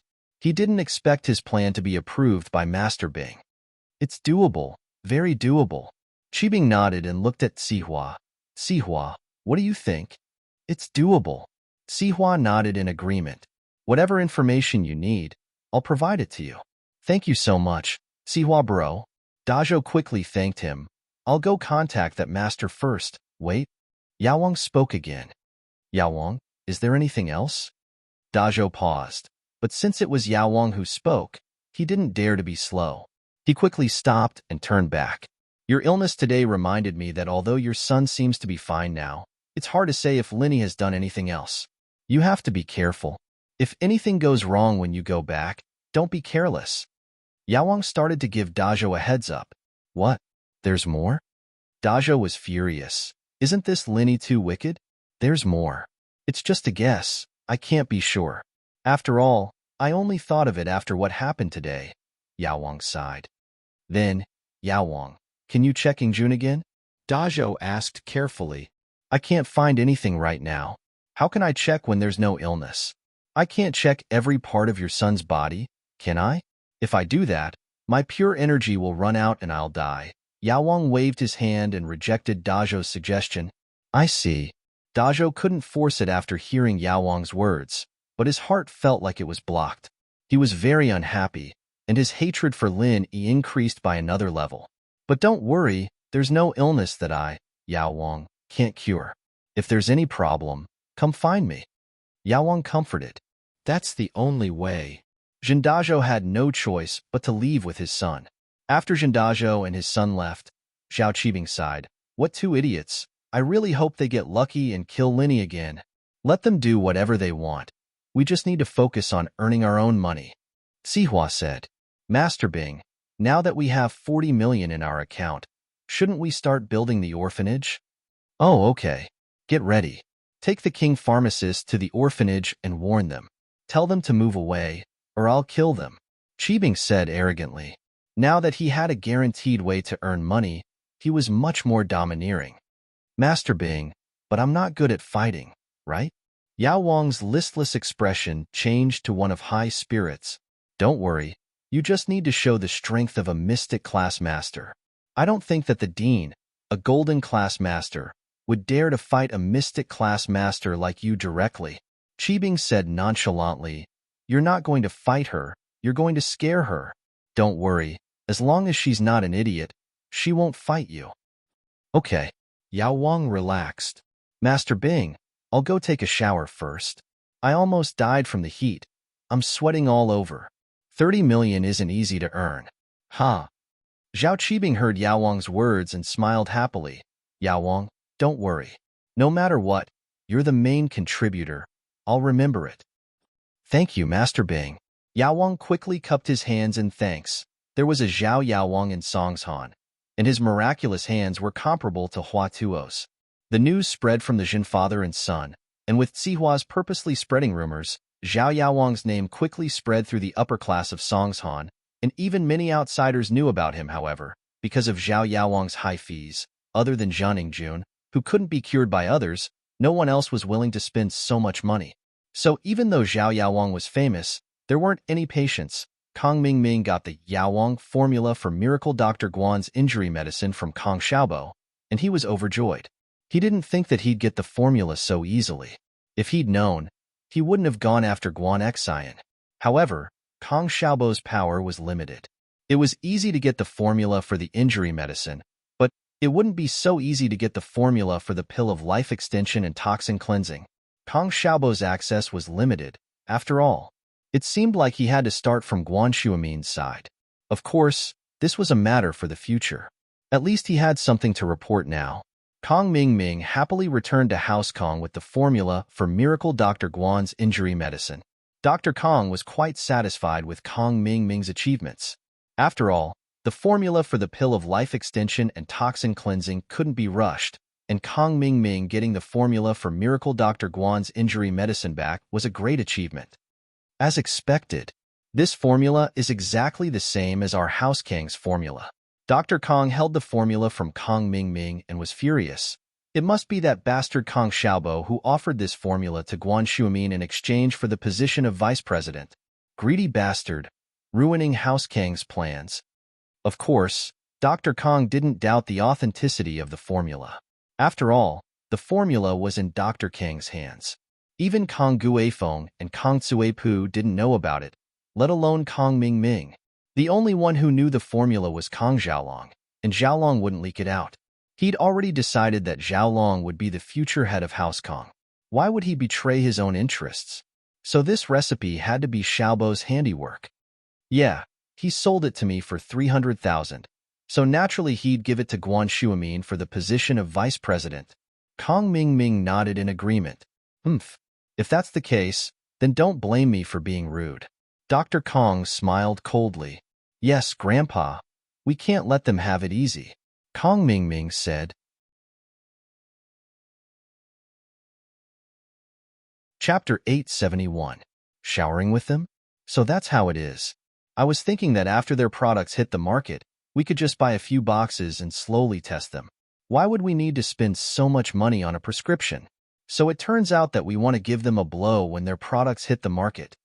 Kong Mingming nodded in realization. Xiaolong didn't explain it too clearly to him on the phone, and Kong Ming didn't really know what the recipe was for. And, Xiaolong, you go prepare for this, and make sure that Miracle Dr. Guan's company's reputation is ruined.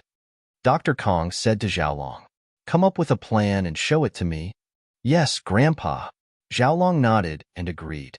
Scheming was his forte, and he had to make sure that Miracle Dr. Guan's medical company's reputation hit rock bottom. Not only would it affect his impression in front of Miracle Dr. Kong, but it was also because House Kong would be Xiaolong's House Kong in the future. He had to kill Guan Xuemin in the cradle. He couldn't let them take away his market share and position. Right, Grandpa, Guan Xian's already engaged. What should we do about this? Our previous plan won't work. She's engaged. How could she still be friends with me? Kong Mingming blamed his failure on Guan Xian's engagement, but House Kong didn't know the specifics, and they didn't doubt Kong Mingming's ability to pick up girls. That's our mistake. We didn't think that Guan Xian was already engaged, and now the recipe for the pill of life extension and toxin cleansing is going to be difficult.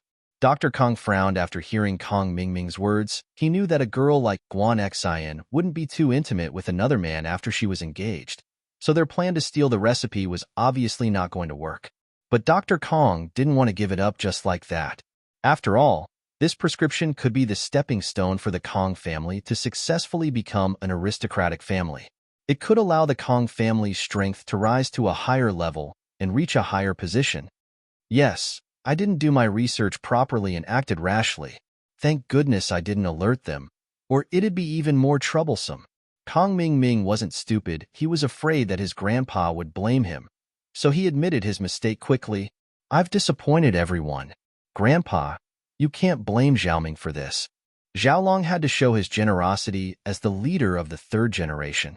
Although it was true that Xiaoming didn't investigate the matter thoroughly, who would have thought that Guan Xian had an engagement? Xiaolong said, this isn't something that can be stopped with mere human strength. Xiaolong's right. Xiaolong is right. You don't need to belittle yourself, Xiaoming. You've already done very well.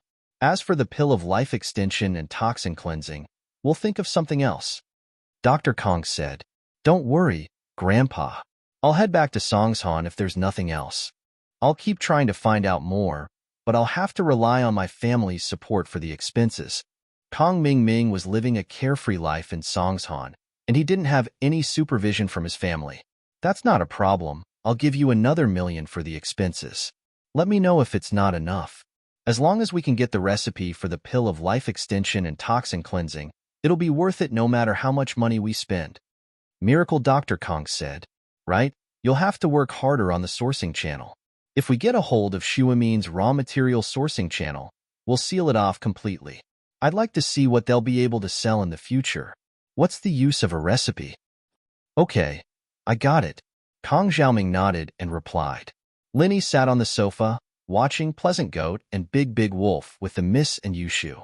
He didn't understand why the Miss and Yushu would like to watch kids' stuff at their age. But then again, It was understandable that they were a little childish since they'd been living together all day, not interacting much with the outside world. The night was boring, especially with Yushu and Mingyao watching TV. Lin Yi didn't have anything to do, so he picked up the phone on the table and started playing games. He'd volunteered to watch TV with them just now, and it'd be a little embarrassing if he were to leave halfway through. Wouldn't that be a little too much of a disgrace?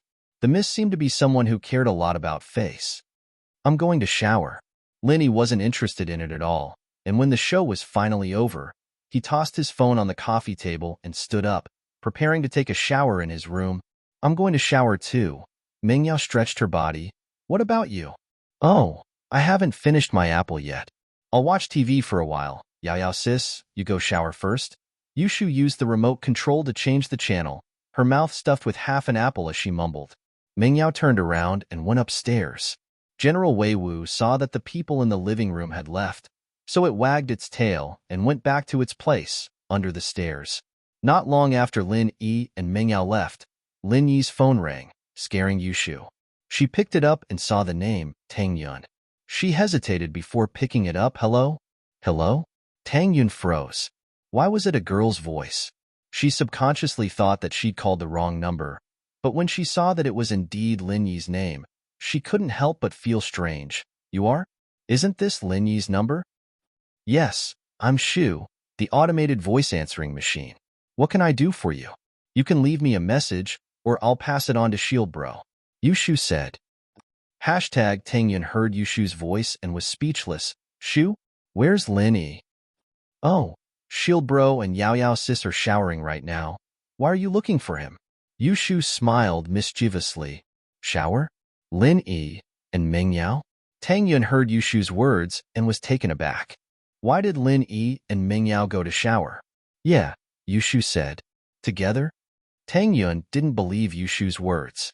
This girl always talked nonsense. Who knew if she was telling the truth or not? Tangyun's vigilance was high now, and normal people couldn't lie to her. Yeah, Yushu replied. Then why don't you go with him? Aren't you Lin Yi's mistress? Tangyun asked. Chapter 872. Can you see through things? Tangyun frowned. If Yushu had said that she had just finished showering or was about to shower, then Tangyun wouldn't have believed her. But Yushu's explanation made Tangyun a little uneasy. All right, I won't talk to you anymore. I've said too much. If Yao sis finds out, I'll die a horrible death. Bye-bye. Yushu didn't wait for Tangyun to reply and hung up the phone. Then, she started laughing. Tangyun didn't get to ask what was going on before Yushu hung up. It made her feel a little uncomfortable. Lin Yi really went to shower with Mingyao? Tangyun had always felt that the relationship between Lin Yi, Mingyao, and Yushu wasn't as simple as an employer and employee relationship. Perhaps nothing had happened now, but if this went on, something would happen sooner or later. But Tangyun didn't want to think about it. She even thought optimistically that if Lin Yi really did have something going on with Mingyao, it'd be fine as long as she didn't know about it. She didn't know what was going through her mind. Was it because she felt inferior? Or was it because she was afraid of losing Lin Yi? Xiao Xiao's words were a lie, but it was a wake-up call for Tangyun. Love didn't need a reason, and there was no such thing as being rich or poor, but there was always a difference between ideals and reality.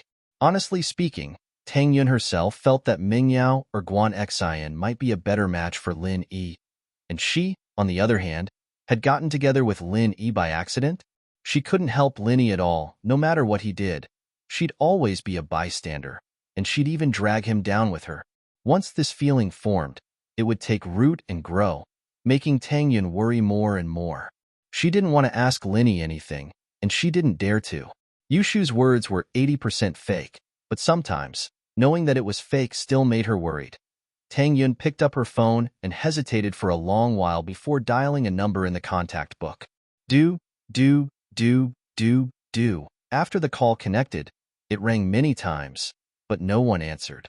Tangyun silently pressed the hang-up button and put the phone aside. She fell onto the bed, hugging the pillow in her arms as she stared at the wall in a daze. After a while, Tangyun's phone beeped. It was a text notification. Tangyun was spacing out when she received a text. She looked at her phone and saw that it was a text from Mingyao. I was taking a shower just now. What's the matter? Tang Yun was shocked. Was Ming Yao really taking a shower? Tang Yun felt as if her heart had been broken into pieces at this moment. It hurt a little, but then she thought about it. If Ming Yao really was showering with Lin Yi, then why would she tell her? How good would it be to hide it from him? But Tang Yun couldn't see Meng Yao's expression, so she didn't know if this message was a show of force. The tone of the message was calm, and she couldn't see any emotions in it. This was the Miss style. Tang Yun wanted to make a call to confirm, but she didn't dare. She was afraid that her guess would become reality if she called, but she couldn't be at ease if she didn't call. After a long time of hesitation, Tang Yin sighed and put the phone aside.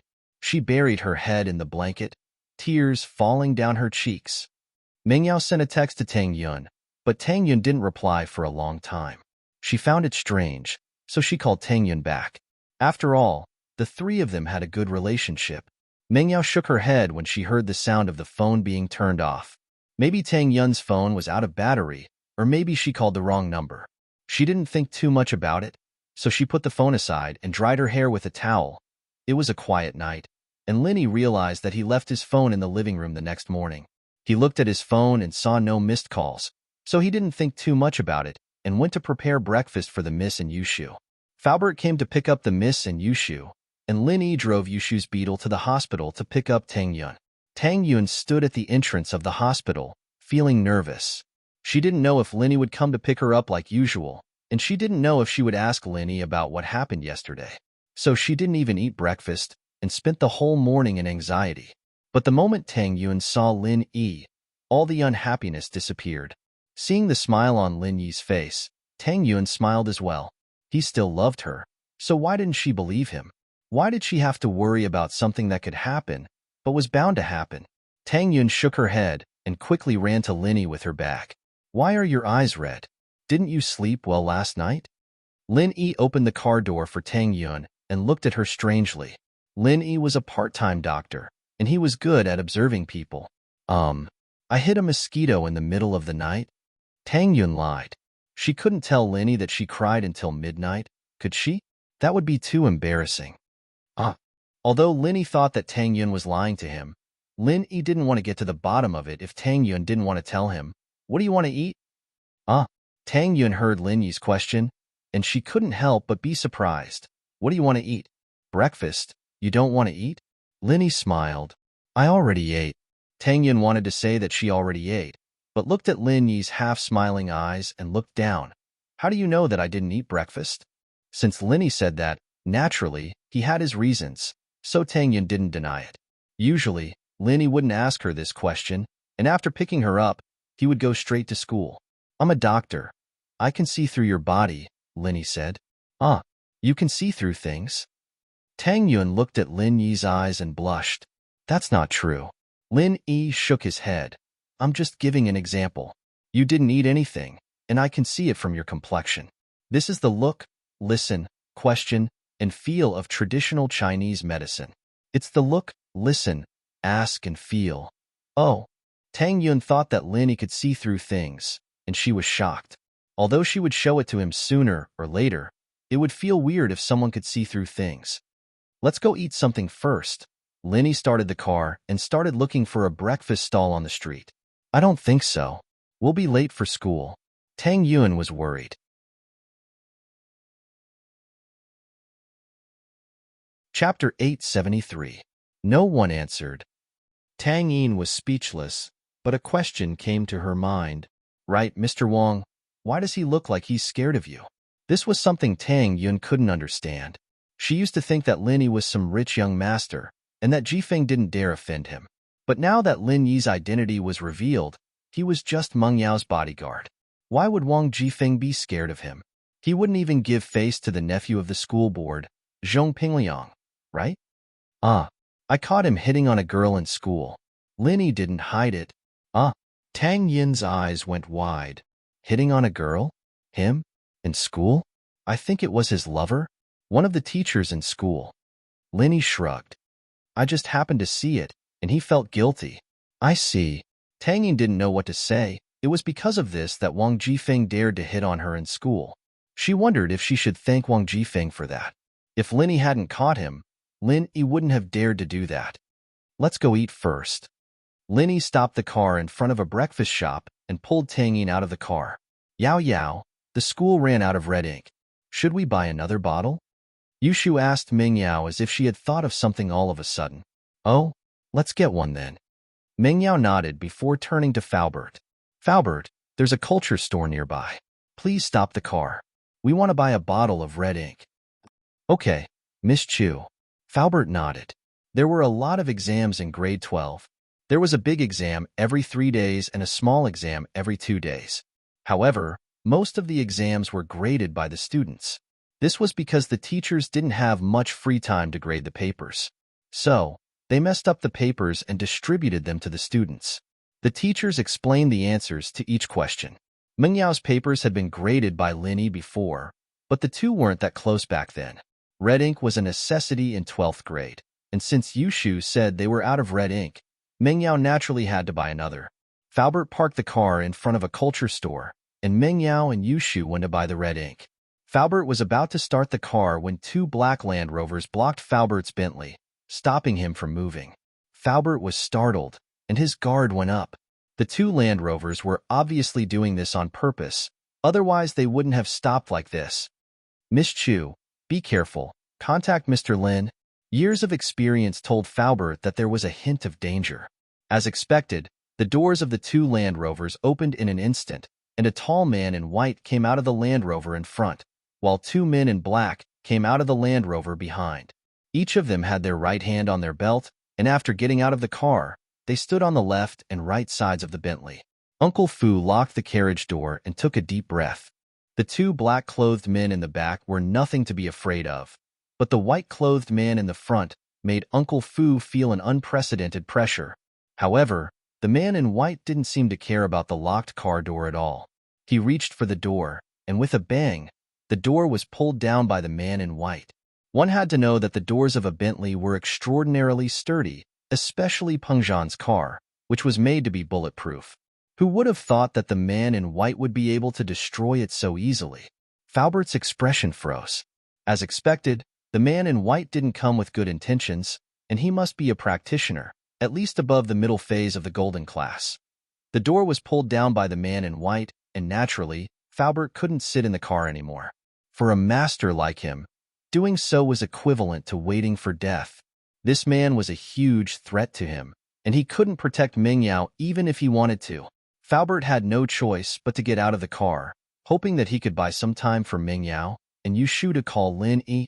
However, since the front door was opened by the man in white, the 2 men in black easily unlocked the door from the front and opened the back door directly. They took out 2 black guns from their waists, one for each of them, and pointed them at Meng Yao and Yushu. Hand over the phone. The man in black glared at Meng Yao and Yushu coldly. Okay.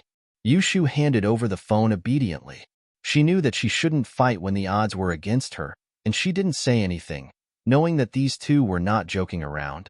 Meng Yao was about to call Lin Yi, but it seemed like she couldn't do it anymore. She handed the phone to the man in black helplessly, but she dialed Lin Yi's number and didn't hang up. The man in black took Meng Yao's phone, looked at it, and quickly hung up. He turned off the phone and looked at Meng Yao coldly. Don't think you're so smart. Get out of the car and get into the car at the back.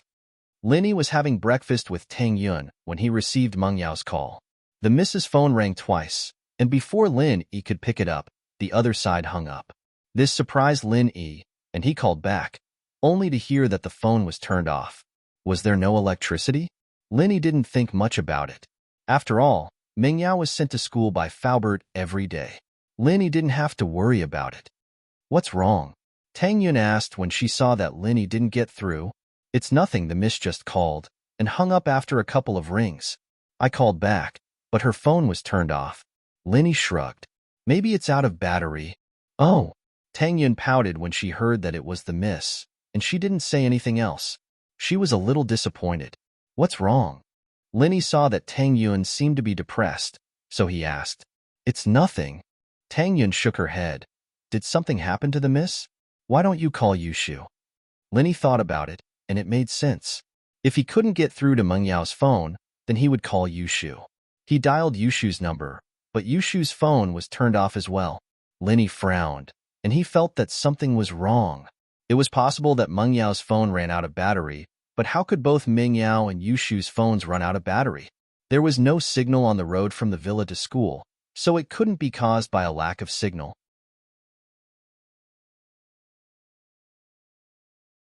Chapter 874. Unscathed. Faubert's phone was on the dashboard of the Bentley, and Faubert couldn't pick it up when he heard it ringing. The white-clothed man was giving him a lot of pressure, and he didn't dare move recklessly. "Who are you people? Why do you want to capture Miss Chu and Shu?" Faubert looked at the white-clothed man and asked. Although he was staring at the white-clothed man, his eyes were focused on the two men in black, Meng Yao and Yushu. "Stand here obediently and wait for us to leave. I won't hurt you." The white-clothed man didn't answer Faubert's question. Instead, he spoke arrogantly. Faubert frowned. There was no point in asking since the man didn't want to say anything. The only thing Faubert needed to do now was to stop these people from taking Meng Yao and Yushu away. So he had to deal with the white-clothed man first. The two men in black didn't pose much of a threat to Faubert. They were just two normal people with slightly stronger bodies. It would be a piece of cake to deal with them. And so, Faubert moved. He raised his right hand and sent a palm towards the white-clothed man. It was a feint, however. He wanted to force the white-clothed man back and turn around to save Meng Yao and Yushu. Faubert didn't know the strength of the white-clothed man at the moment, and he didn't want to fight him head-on. As long as he could force the white-clothed man back, it would save him some time. He watched as the two men in black forced Meng Yao and Yushu into the rover behind him, and Li Fu calculated the time he'd be able to take care of the two men in black as soon as he could after the white man backed off, steal the rover, and drive away. But, as the saying goes, a person's plan can never be overpowered. Faubert thought that he would be able to force the white-clothed man back with one palm, but he didn't think that the white-clothed man wouldn't dodge at all. Instead, a cold, mocking smile flashed across his face. This smile made Faubert's heart tighten. He had already realized that something was wrong. If this white-robed man's strength didn't far surpass his and had already reached the point of ignoring his palm, then he was a fool who didn't know what the consequences of this palm would be. Of course, Faubert did not think that this man in white was a fool. He did not believe that this man in white would not investigate his strength before doing this. Bang! Faubert's palm landed solidly on the white-robed man's body. Faubert practiced external martial arts, so how domineering was this palm? Even the recoil made Faubert's palms numb, but the man in white seemed to be completely fine as he looked at Faubert indifferently. "Finished? Does it feel good?" The white-clothed man looked at Uncle Fu in ridicule. Bang! So loud. Faubert was not in the mood to joke around with the white-clothed man. His heart was filled with shock. With this palm, even if the opponent was a mystic class master, there was no way he would be unscathed, right? Even if he wasn't heavily injured, he would definitely be sent flying. But this white-clothed man was completely fine, and he was even talking and laughing. This person, just how strong was he? Could it be that he had surpassed the mystic class?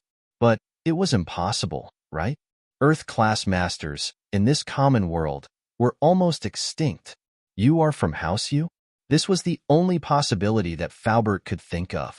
The only people he had offended recently were House Yu. Faubert did not think that this man in front of him was sent by Zhao Qibing. If House Zhao was willing to send out masters, they wouldn't have waited until now.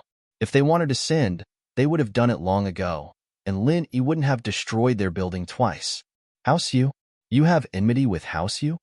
The white-clothed man smiled faintly. It seems that you have quite a lot of enemies. But unfortunately, I am not one. Then you are. Faubert knew that he was definitely going to die today. Li Fu, right? A physical master with the strength of the peak of the late phase of the golden class. The white-clothed man looked at Faubert and said faintly, "You are still not my opponent, but it is impolite not to reciprocate. I gave you a chance. I told you to wait for us to leave, but you didn't listen, so you can die now." As the white-clothed man spoke, he quickly raised his hand and slapped Faubert's chest. Faubert didn't even have time to dodge, and he was sent flying. Fast, it was too fast. Faubert felt that his chest had been smashed by the white-clothed man, and the intense pain made Faubert realize the strength of this person, the peak of the middle phase of the mystic class. But there was one thing that Faubert couldn't understand. Even if the opponent was a peak of the mid-phase of the mystic class, how could he be unscathed from his attack? Faubert's body landed heavily on the ground, and he spat out a mouthful of blood. Faubert knew that he probably couldn't make it. A palm from a peak of the mid-phase of the mystic class wasn't something that a peak of the late phase of the golden class like him could take. If the opponent had the intention to kill him, how could he survive? You. How? How are you unscathed? Faubert clutched his chest and looked at the unscathed man in shock. Faubert, Miss cried. She saw with her own eyes how Faubert was sent flying by the white-clothed man, and he fell to the ground and spat out blood. Yushu was also shocked, and she looked at the scene in front of her dumbly. She didn't know what to do. These two girls had never experienced something like this before. Even when they met the robbers in the bank, it wasn't this bloody because they had Lin Yi's protection. Shut up. The black-clothed man heard Meng Yao's scream, and he took out a towel and waved it in front of Meng Yao and Yushu, and the two fainted immediately. Drive. He ordered the driver after making Meng Yao and Yushu unconscious. Not waiting for Master Ma? The driver asked. Master Jun said that Master Ma will go by himself, and we will go first.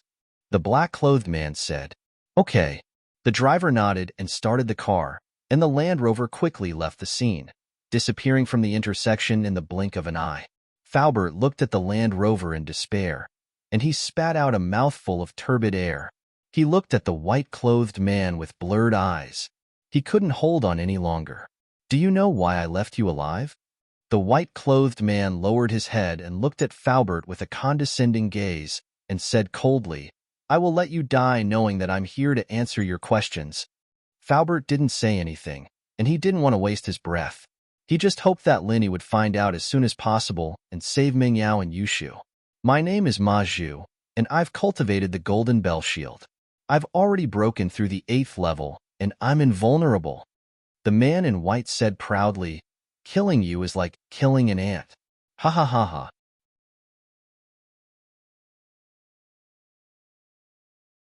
Chapter 875. News from Lingshan. The whole process didn't even take 10 minutes. Faubert felt his mind getting blurry as he listened to Ma Zhu's laughter. The police siren sounded, and the police car and ambulance arrived at the same time. One had to admit that their response speed was quite fast, but Ma Zhu was just a little faster. The owner of the store called the police, and he was shocked by the scene just now.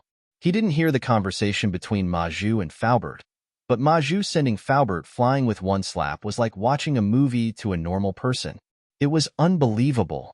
Organs and ribs were shattered, and there was basically no hope. This was the conclusion of the paramedics, and they couldn't send him to the hospital in time. They could only do emergency treatment in the ambulance.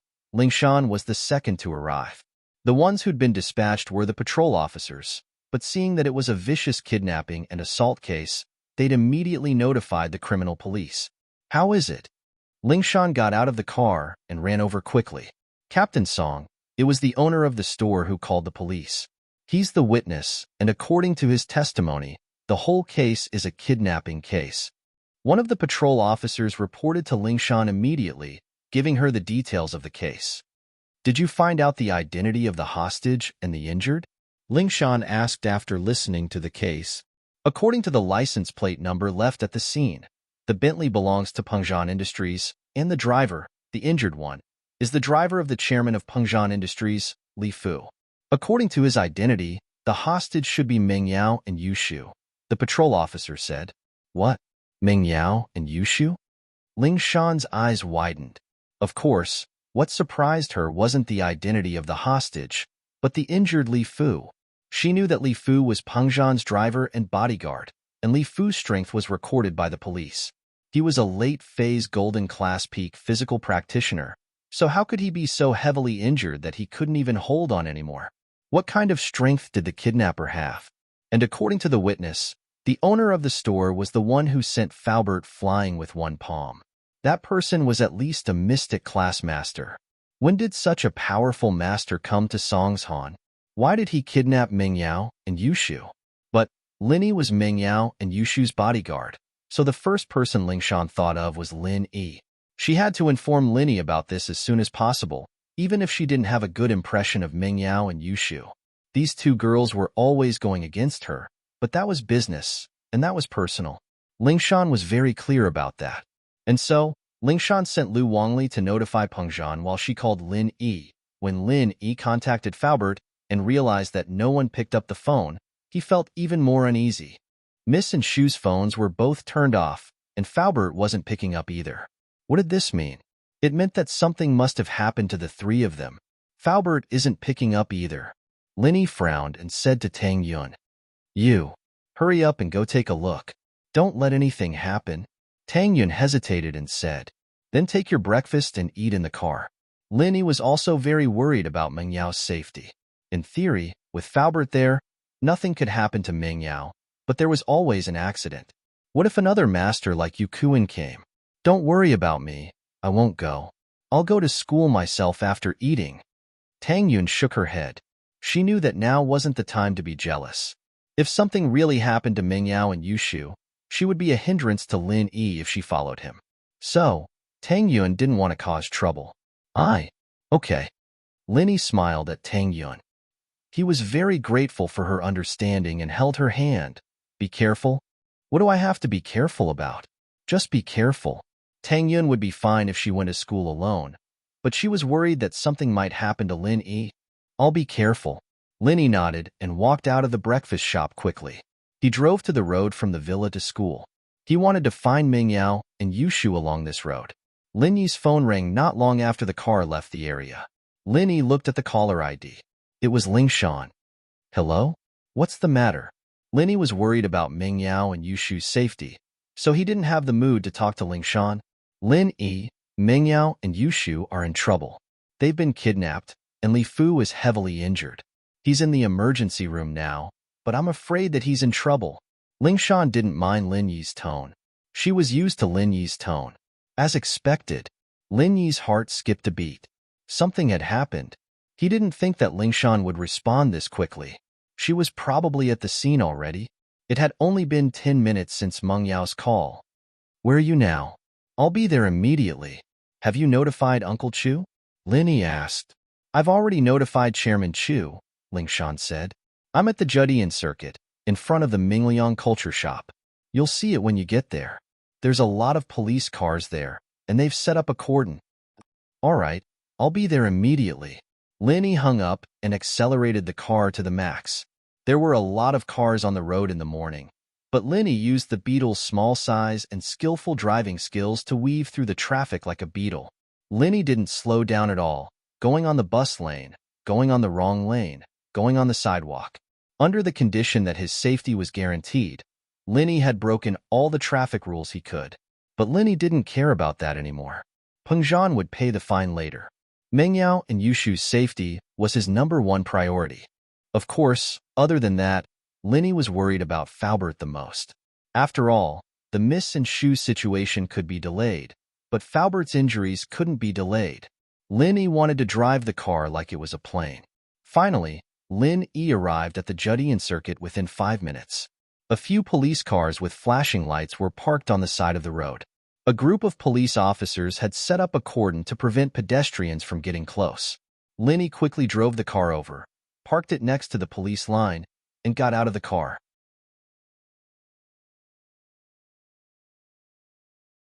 Chapter 876.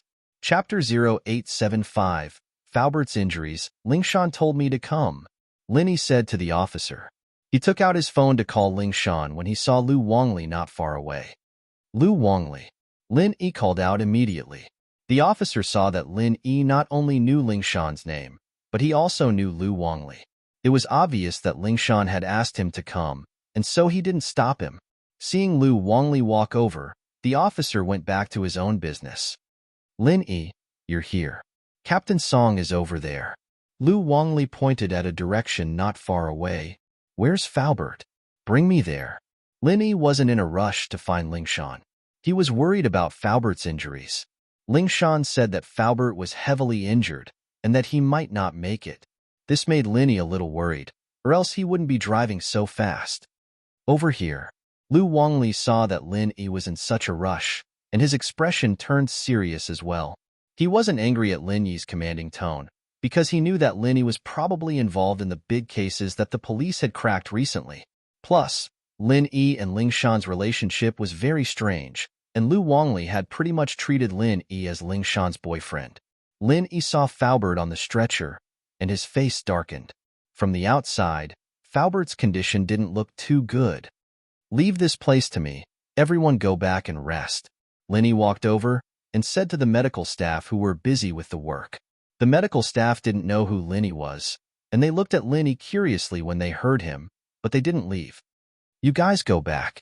He can handle it here." Lu Wangli knew that Lin Yi wasn't simple, so he spoke up to help Lin Yi. "I'm sorry, officer. It's our duty to save lives and help the injured. We can't leave until we receive orders from our superiors." A leading medic walked over and said to Lu Wangli, "Are you from the First People's Hospital or the Second People's Hospital? I'll talk to your dean." Lin Yi was anxious. It wasn't that Lin Yi didn't trust these medical staff, but they couldn't save Faubert at all. First People's Hospital? The medic didn't hide anything. He wasn't sure of Lin Yi's identity, but he couldn't leave without his superior's order. Lin Yi quickly dialed Guan Xuemin's number and told him what had happened. He then asked for the medical staff's number. When the nurse heard that Lin Yi was calling Guan Xuemin, she was stunned and asked, "May I ask if you're calling Guan Xuemin?" "Yes. Do you know him?" Lin Yi was delighted and asked, "Which doctor in Songshan doesn't know Professor Guan?" The doctor said, "Are you someone recommended by Professor Guan?" Lin Yi let out a sigh of relief. He directly passed the phone to the medical staff and said, "I'm Guan Xuemin's disciple. Leave this to me. Elder Guan will explain to you." The medical staff picked up the phone and nodded after hearing Guan Xuemin's words. Guan Xuemin told him that Lin Yi was his disciple. Leave this to Lin Yi, and he would immediately call Dean Qin. The medical staff was relieved after hearing Guan Xuemin's words. Not long after hanging up the phone, the dean called. "Dean Qin, hello. I'm Xiao Lu." The medical staff quickly picked up the phone. Okay, I understand. We will definitely cooperate with Dr. Lin Yi." Dean Qin called and told him to try his best to fulfill Lin Yi's request and help Lin Yi save the patient. With the dean's words, Xiao Lu naturally didn't have to worry about anything. Lin Yi bent down and checked on Faubert's injuries. He couldn't help but take a deep breath. Indeed, Faubert was still alive. However, it wasn't because the opponent wasn't strong enough to kill Faubert. The opponent did it on purpose to leave Faubert alive. Judging from Fu Bo's injuries, the other party should have only used one move. In other words, the other party's strength was far greater than Fu Bo's. So, if the other party wanted to take Fu Bo's life, it should be a piece of cake. However, the opponent didn't do it because he didn't want Faubert to die. He probably said a few words to Faubert after he used the move. However, the most likely reason was to let Lin Yi heal Faubert's injuries. This would cause Lin Yi's strength to drop by a level. To save or not to save? Lin Yi hesitated for a moment. Emotionally speaking, Faubert treated him well. Ever since he came to Songshan, Faubert had always been kind to him and treated him like a member of the mansion. Therefore, Lin Yi didn't want anything to happen to Faubert. However, logically speaking, Lin Yi knew that using his energy to heal Faubert wasn't a smart move. The opponent had a master. If he used his energy to heal Faubert, then his strength would definitely be affected. If that happened, he might not even be able to save Meng Yao and Yushu. Although the energy could be easily obtained from the Jade Space, it still needed time. Lin Yi didn't know if he could make it in time. Lin Yi gritted his teeth. He had to save Faubert first. At least before there was news of Meng Yao and Yushu, he couldn't leave them to die. A few silver needles appeared in Lin Yi's hands. He quickly inserted them into a few acupoints on Faubert's body. He then started the art of dragon mastery. This time, it was similar to when he healed Lu Buojia. Lin Yi used the silver needles to seal a few of Faubert's meridians. Lin Yi planned to use his energy to prolong Faubert's life first, but he didn't plan to directly heal him.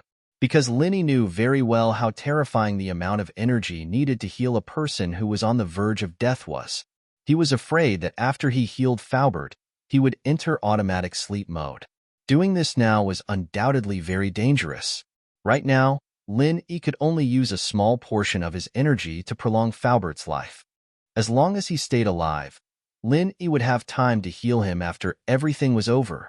But whether or not Falbert's martial arts could be preserved was another matter. A physical practitioner with such a serious injury was probably completely crippled. Although Lin Yi could use his energy to create a golden class dog, he couldn't use it to create a golden class master. The amount of energy required for a human and a dog was worlds apart. Creating a golden class dog would force Lin Yi into hibernation mode, let alone a golden class master. If it were possible, Xiao Xiao would have been a golden class master a long time ago.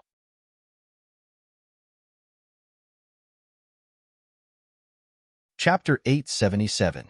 The Target Full. Lin Yi breathed out in relief. Falbert's life was safe. Whether or not he could recover his strength wasn't something Lin Yi cared about. This was all Lin Yi could do. Even so, Lin Yi was sweating profusely. He'd used up quite a bit of energy. After all, that palm strike was enough to take Falbert's life. Lin Yi hadn't healed Falbert completely, but that was only the body and bones. Lin Yi had to use his energy to repair the organs. Otherwise, any damage to any organ would be enough to take Falbert's life. If it weren't for Falbert's extraordinary physique, a normal person wouldn't be able to hold on until now. Lin Yi wiped the sweat off his forehead and raised his head to see Lingshan and Pengzhan already there, looking at him anxiously. Lingshan had seen Lin Yi heal before, and after she arrived, she sent everyone around Lin Yi away, sending Lu Wangli and his platoon to protect Lin Yi, preventing anyone from disturbing Lin Yi. How is it? Pengzhan's face was very serious, his eyebrows furrowed.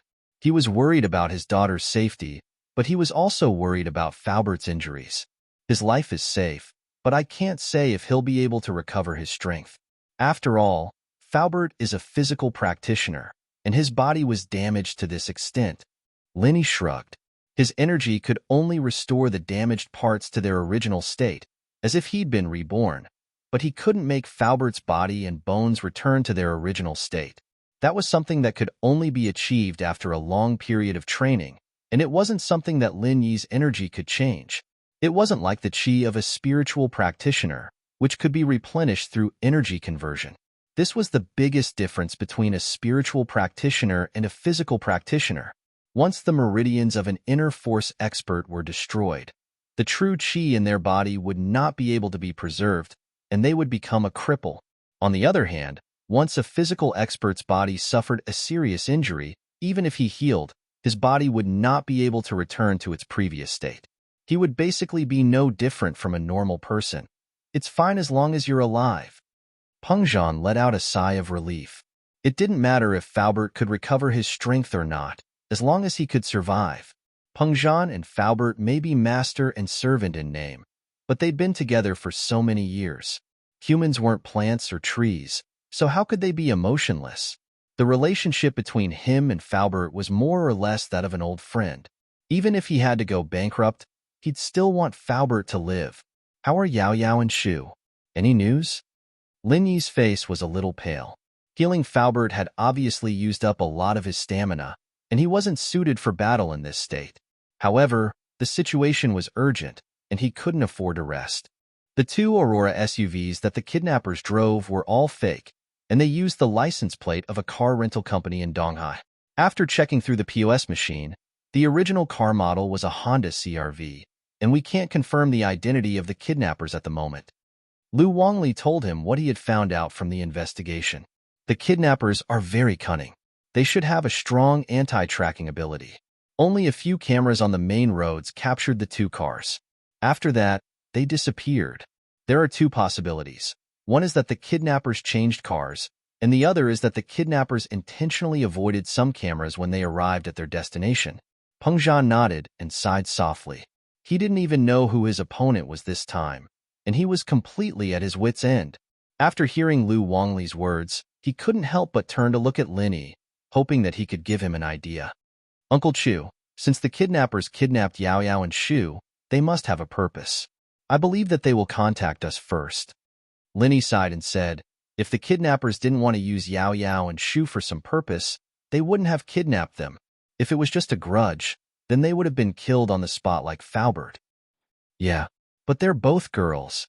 Pengzhan actually thought of the same thing. Since the kidnappers kidnapped his daughter and Shu, they must be trying to use them for some purpose, but he was afraid that the kidnappers would be tempted. Instead of being troubled here, why don't we go back and wait for the kidnappers' call? Linny suggested. He needed to continue sleeping for a while to replenish his stamina.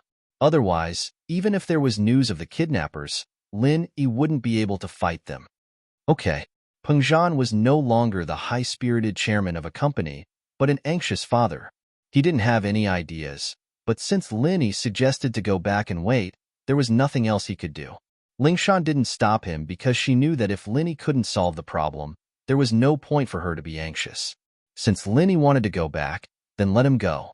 As for Faubert, Lin Yi didn't send him to the hospital. Instead, he asked Lu to send him to the villa. Lin Yi had Faubert's injuries under control. As long as Faubert didn't get injured again, his condition wouldn't worsen. At this moment, only Lin Yi, Pengzhan, and Faubert were left in the villa, along with General Weiwu, the golden class dog. Are we just going to wait for the kidnappers to contact us? Pengzhan looked at his watch anxiously. It had been more than an hour, and the kidnappers hadn't called yet. It made him restless. Other than that, I can't think of any better ideas. Linny sighed as well. The most important thing is that I need to rest. I used up quite a bit of qi to control Uncle Fu's injuries, and I'm afraid that this is a trap set up by the enemy, leaving Uncle Fu alive on purpose to exhaust my strength. Linny sighed as well. Pengzhan's face stiffened when he heard Lin Yi's words. He didn't think so much before, but after hearing what Linny said, he felt that it was very possible. He quickly said, Go rest. I'll wait for the kidnapper's call. No need. It's fine on the sofa, Linny said and closed his eyes, entering into a state of fake sleep. Linny didn't sleep soundly. After entering the Jade Space, he still knew what was happening outside. Although Linny entered the Jade Space and tried his best to absorb the energy in the space, his brain didn't rest at all. He kept guessing who the kidnappers were. According to the sequence of events, Lin Yi locked onto two people. One was House Yu's Yukuan, and the other was Zhang Jun.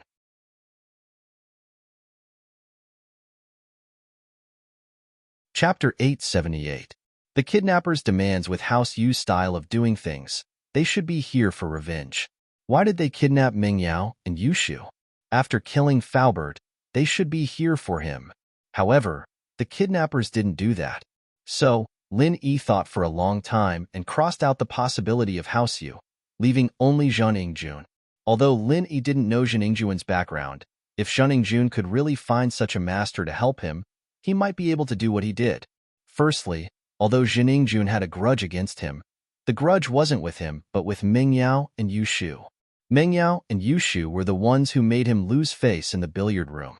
Although he helped them secretly, Zhang Jun didn't know that. After that, at the door of the billiard room, although he was the one who punished him, the one who asked him to punish him was Yu Shu. So, if the kidnappers were Zhang Jun's men, everything would be explained. However, Lin Yi felt uneasy when he thought that the kidnappers were Zhang Jun. Zhang Jun had been drooling over Ming Yao and Yu Shu for a long time. Would he do anything to them after this kidnapping? Lu Wangli's deduction was correct. The kidnappers had changed their car in a secluded place. Two identical Land Rovers on the road was simply too eye-catching, and it would easily attract the attention of the police. So, in an empty alley, the man in black and Ma Zhu brought Ming Yao and Yu Shu to an old Toyota Previa that had been prepared. Previa was also called the Tyrant. It was an early model of business car, and there were a lot of them in the market. After changing the car, the group of people didn't stand out and looked very ordinary. As for the two Land Rovers, the people who had contacted them quickly removed the fake license plates and replaced them with real license plates. Each person took one and drove off in two different directions. This way, no one would suspect them anymore. After getting in the car, one of the men in black called Zhang Jun. Master Jun, the hostages are in our hands. We changed cars safely. Oh, that's great. Good job. I'll call Pengzhan right now. Zhang Jun danced happily when he heard that the plan went smoothly. Oh right, how's Master Ma? Old Ma has already followed your instructions and didn't completely kill Li Fu. If Linny wants to save him, he will have to expend a large amount of true qi. At that time, his strength will definitely be weakened, and he won't be a threat anymore. The man in black reported, "Good, that's great. Come quickly, I can't wait anymore." Zheng Yingjun nodded. Previously, in order to successfully kill Lin Yi, he purposely told Ma Zhu not to kill Faubert and to leave him alive. Isn't Linny a doctor? If he wanted Faubert to live, he would need to expend a large amount of true qi. This was the plan that Zheng Yingjun thought of when Yao Wang treated him. If he used Faubert's injuries to hold Linny back and make Linny use up a large amount of true qi, then no matter how skilled he was, he wouldn't be a match for Ma Zhu and the firearms team. A medical expert would need to use up a large amount of qi to heal someone. This was also proven by Ma Zhu, which was why the previous scene happened. Otherwise, Ma Zhu wouldn't need to tell Uncle Fu so many times that he kept him alive just to clear up his doubts. This was just to confuse Faubert and make him not know his real purpose. Otherwise, Ma Zhu wouldn't have the time to waste with Faubert. Chu Pengzhan sat on the sofa and waited for the kidnapper's call. However, he felt restless and couldn't calm down at all. Chu Pengzhan glanced at Linny, who was resting with his eyes closed, and stood up abruptly. He felt that he had to do something, but after standing up, he didn't know what to do. Although Linny was resting with his eyes closed, he wasn't idling around. He was thinking of a plan in his mind. Zheningjuan's actions had already touched Lin Yi's bottom line. He was thinking that if the kidnappers didn't call after he recovered his strength, then Lin Yi would go straight to House Zhen and dig them out, even if he had to dig 3 feet into the ground. Just when Chu Pengzhan stood up, the phone in his pocket suddenly rang. Chu Pengzhan quickly took it out and looked at the caller ID. It was a hidden number with all the numbers 0. "Hello, I'm Chu Pengzhan." Chu Pengzhan was very sure that the caller was the kidnappers. After all, normal people didn't need to hide their numbers when they called. "Hello, Mr. Chu. It's my pleasure to meet you." There was a piercing voice on the other side of the phone. It was obvious that the voice had been changed by a voice changer. The fake politeness made Chu Pengzhan even more uncomfortable. "Who are you? What's the matter?" Chu Pengzhan frowned and asked. "Who I am isn't important. What's important is that you want to know the whereabouts of your daughter and her best friend. I'm an insider." Wahaha. The person on the phone was unscrupulous and fearless. "My daughter and Shu were kidnapped by you? What do you want?" Chu Pengzhan was completely sure of the identity of the caller. It must be the kidnappers. However, this made Chu Pengzhan feel a little more at ease. As long as the kidnappers were willing to contact him, it was a good thing. Chu Pengzhan wasn't afraid that the kidnappers would give him some conditions. He was afraid that the kidnappers wouldn't accept the conditions and would take his daughter away silently. "Mr. Chu, you're wrong. What do you mean I kidnapped them?" "I'm just an insider," the person said shamelessly. "I only heard that Mr. Chu offered a reward of 200 million to anyone who can provide information. Is that true?" Pengzhan was infuriated by the caller. What the hell was this guy trying to do? He wanted a ransom, but he said it was a bounty. Yes. But Chu Pengzhan knew that he shouldn't anger the kidnappers. He could only nod and say, "That's right. You want 200 million? I can give it to you. But you must guarantee the safety of my daughter and Shu. If they are harmed, I won't give you the money."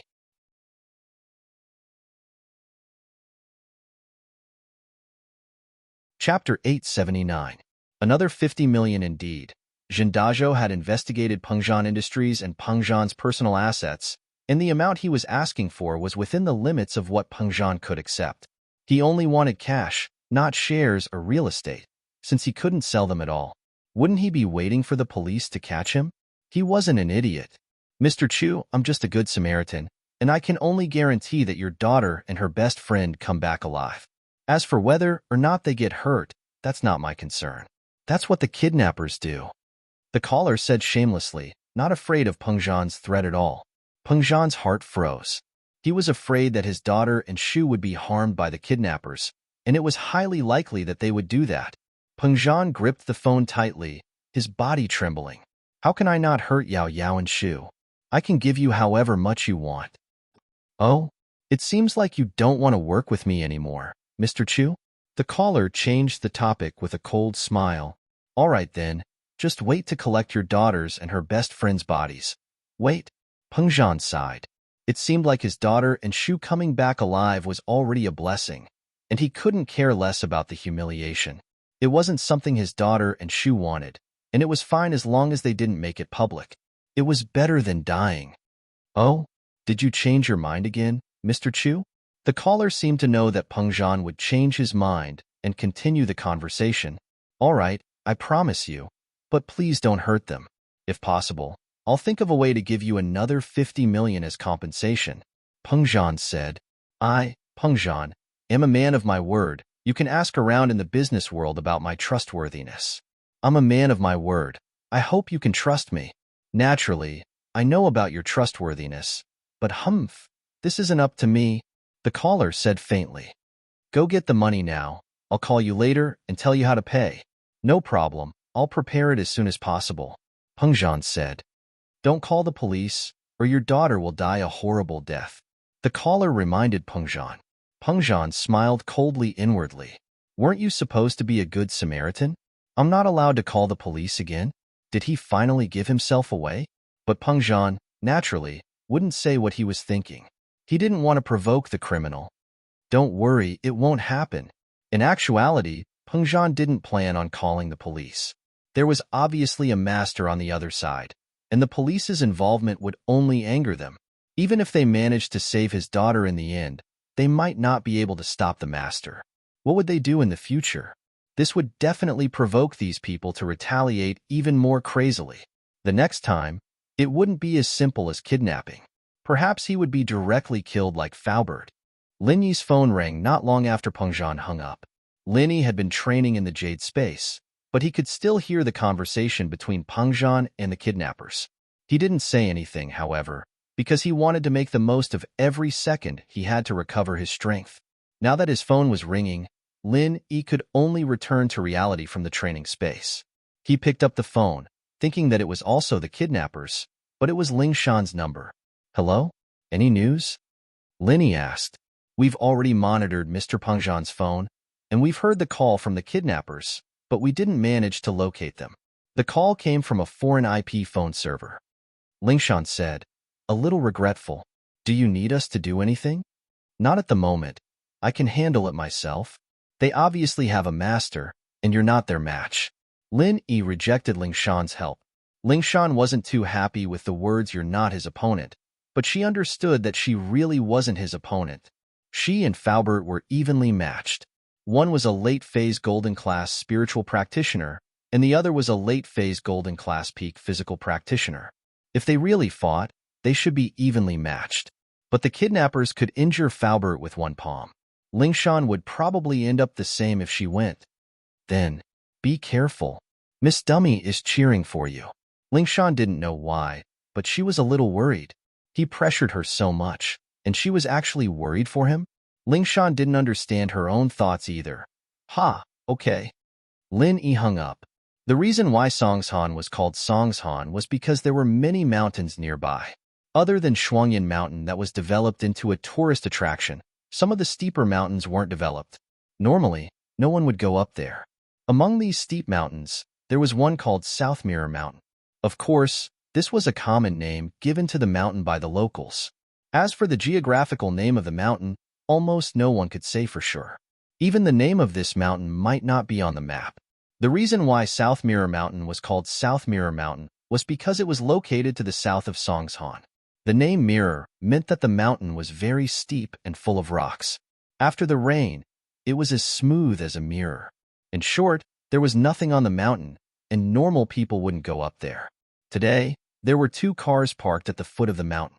One was a Benz with a Donghai license plate, and the other was a Toyota Previa. On the mountain, Zhang Yingjun just called Peng Zhan with a voice changer. He hesitated for a moment. Originally, he wanted to ask Peng Zhan for 200 million, play with his daughter and Yushu, and then kill Lin Yi. That would be the end of the debt. However, when he said that Peng Zhan would give him another 50 million, he was tempted. That was 50 million. He only spent 40 million on the doctor, and Peng Zhan added another 50 million. The condition was that he couldn't hurt Meng Yao and Yushu. Zhang Yingjun would be lying if he said that he wasn't tempted. He was really tempted. What kind of concept was 50 million? 10,000 was enough to find a prostitute, let alone 50 million. It was too much for him to play with Ming Yao and Yushu.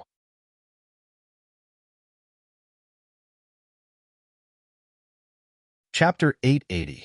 Drool over at Long Ming Yao and Yushu were the best of the best. He had never seen such beautiful girls in Donghai before, and he didn't want to give them up just like that. Fuck, 50 million it was worth it. He would pretend that Peng Zhan never said anything.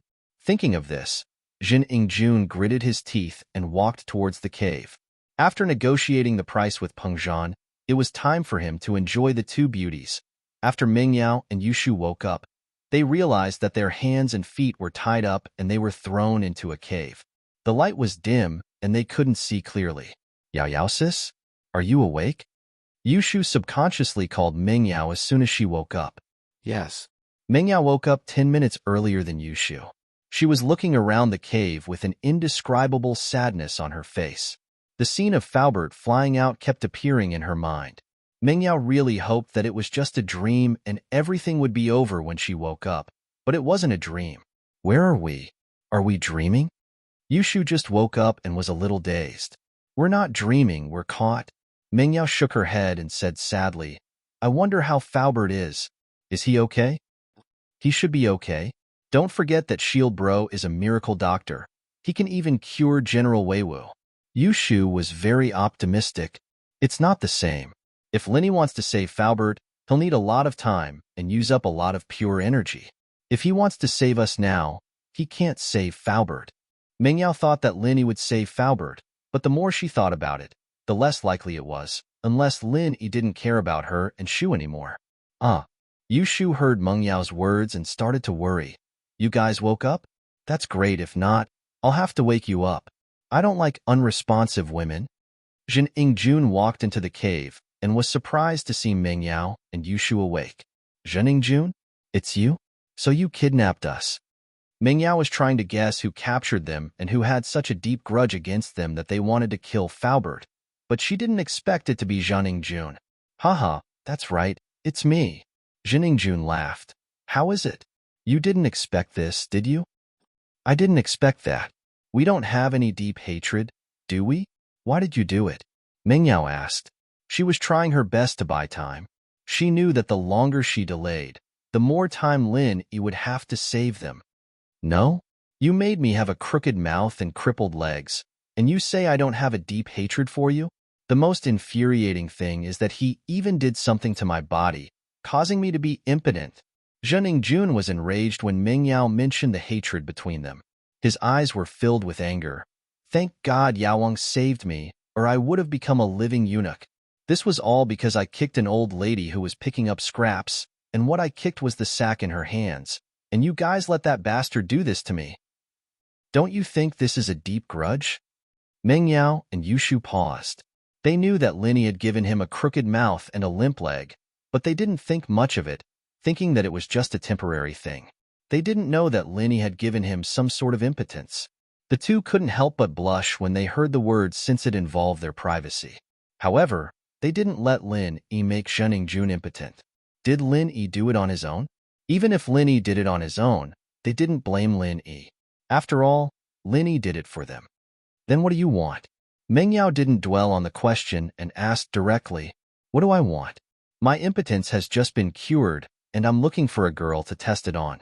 I've been drooling over you two for a long time, so I'll test it on you two today. Jin Ingjun said fiercely. Meng Yao was shocked. She didn't expect Jin Ingjun to do this. She was shocked, angry, and scared at the same time. She looked at Jin Ingjun. How dare you?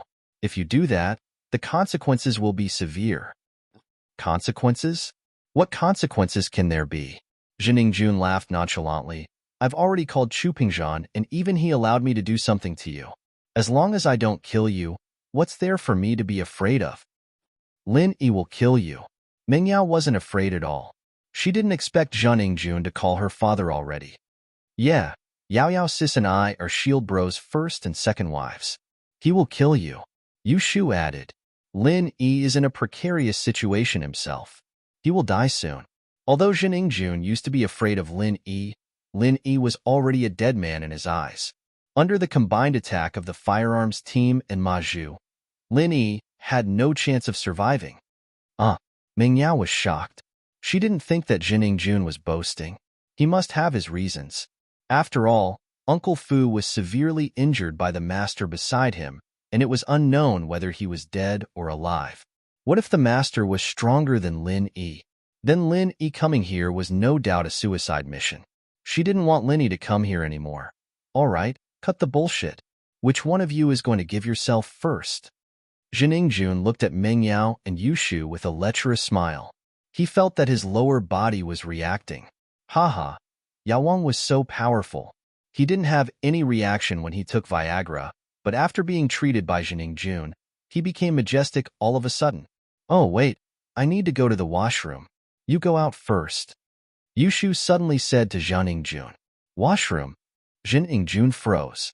He didn't expect Yushu to want to go to the washroom at this time. He asked subconsciously, do you want to go to the washroom? Asterisk, asterisk, asterisk. Yushu said, I also want to go to the washroom. Meng Yao didn't know what Yushu meant, but she knew that Yushu was always weird and had a lot of ideas. She must have her reasons for wanting to go to the washroom at this time. Fuck. What a lazy donkey. Jining Jun was furious. He was in high spirits, and these two wanted to go to the washroom. He had no choice but to say, then hurry up. Go out for a while. Otherwise, how can we come out in front of you? Yushu said.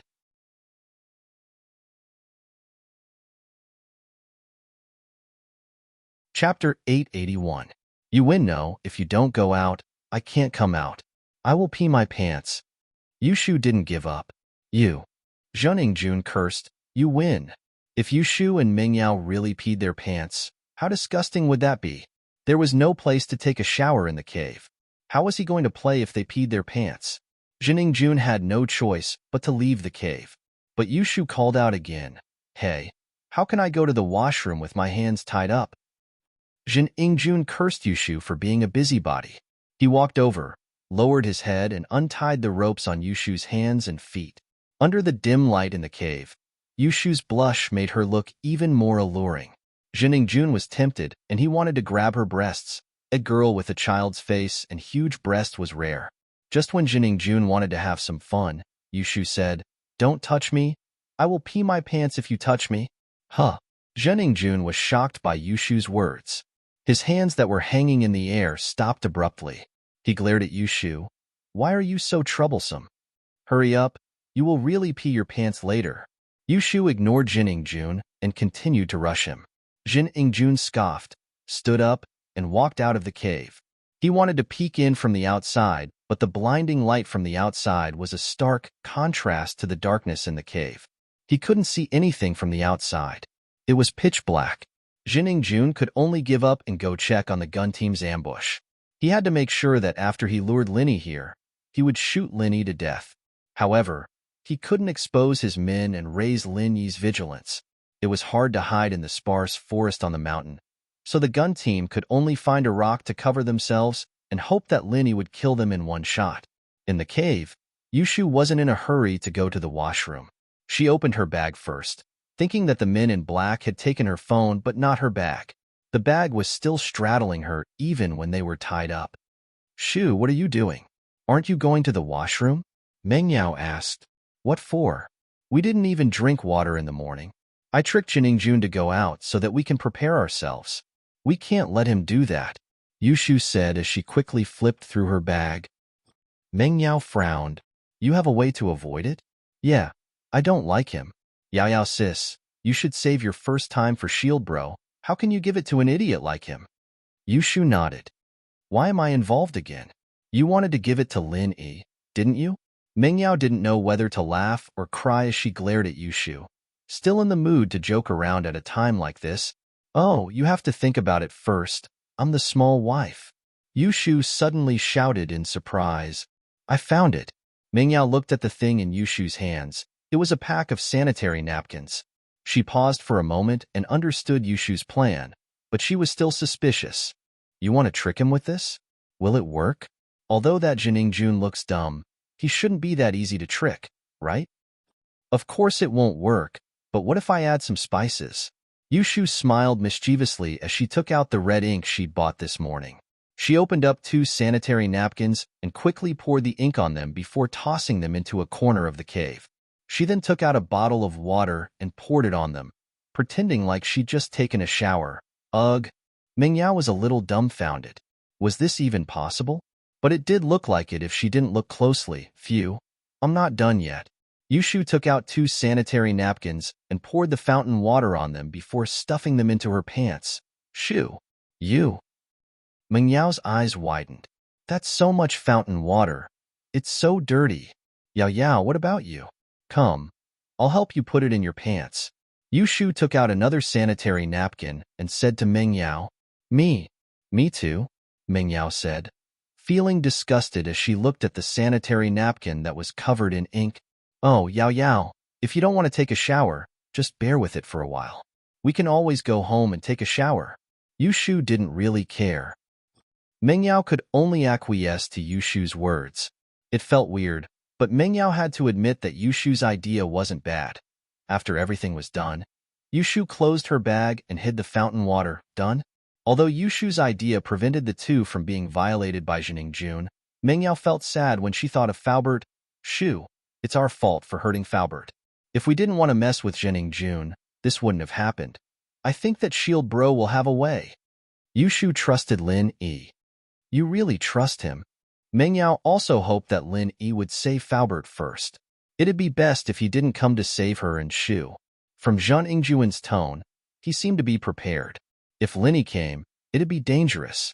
Oh, it's all right. Yushu nodded. Yao Yao, don't you trust Shield Bro? He's saved us so many times already. I don't know. Mingyao shook her head. She was a little down because of Faubert. As they talked, Zhang Ingjun returned to the cave. Hey, are you two done peeing? Dilly-dallying. You really have a lot of things to do. Oh, I'm done. Is there anything else? Yushu asked. What is it? Of course it's us. Zhang Ingjun chuckled and a trace of desire flashed across his eyes. I don't think you can do it today. Yushu said regretfully. Can't do it? You think I can't do it? If I say I can, then I must. Zhang Ingjun was amused by Yushu's words. She was already in his hands, and she was still saying such childish words. No, I mean we're here for that, Yushu said with a shrug. Doing that? Which one? Zhang Ingjun froze for a second and reacted immediately. He looked at Yushu in disbelief. Really? Are you lying to a ghost? But you're not a ghost. Yushu shook her head. If you don't believe me, look over there. There's our sanitary napkins.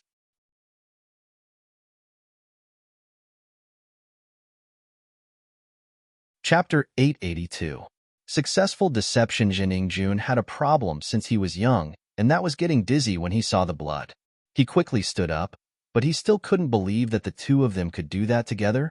How could there be such a coincidence?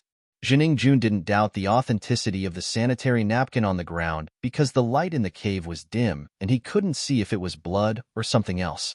All he thought was that it didn't make sense for the two of them to do it together. You two came together?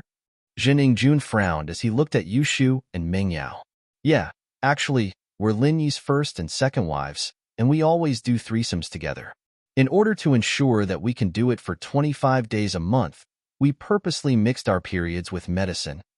Yushu said shyly with a serious face. Huh. Zhang Ingjun froze. You're not asterisk S? Of course not. Yushu looked at Zhang Ingjun in disdain. We're already 18 years old.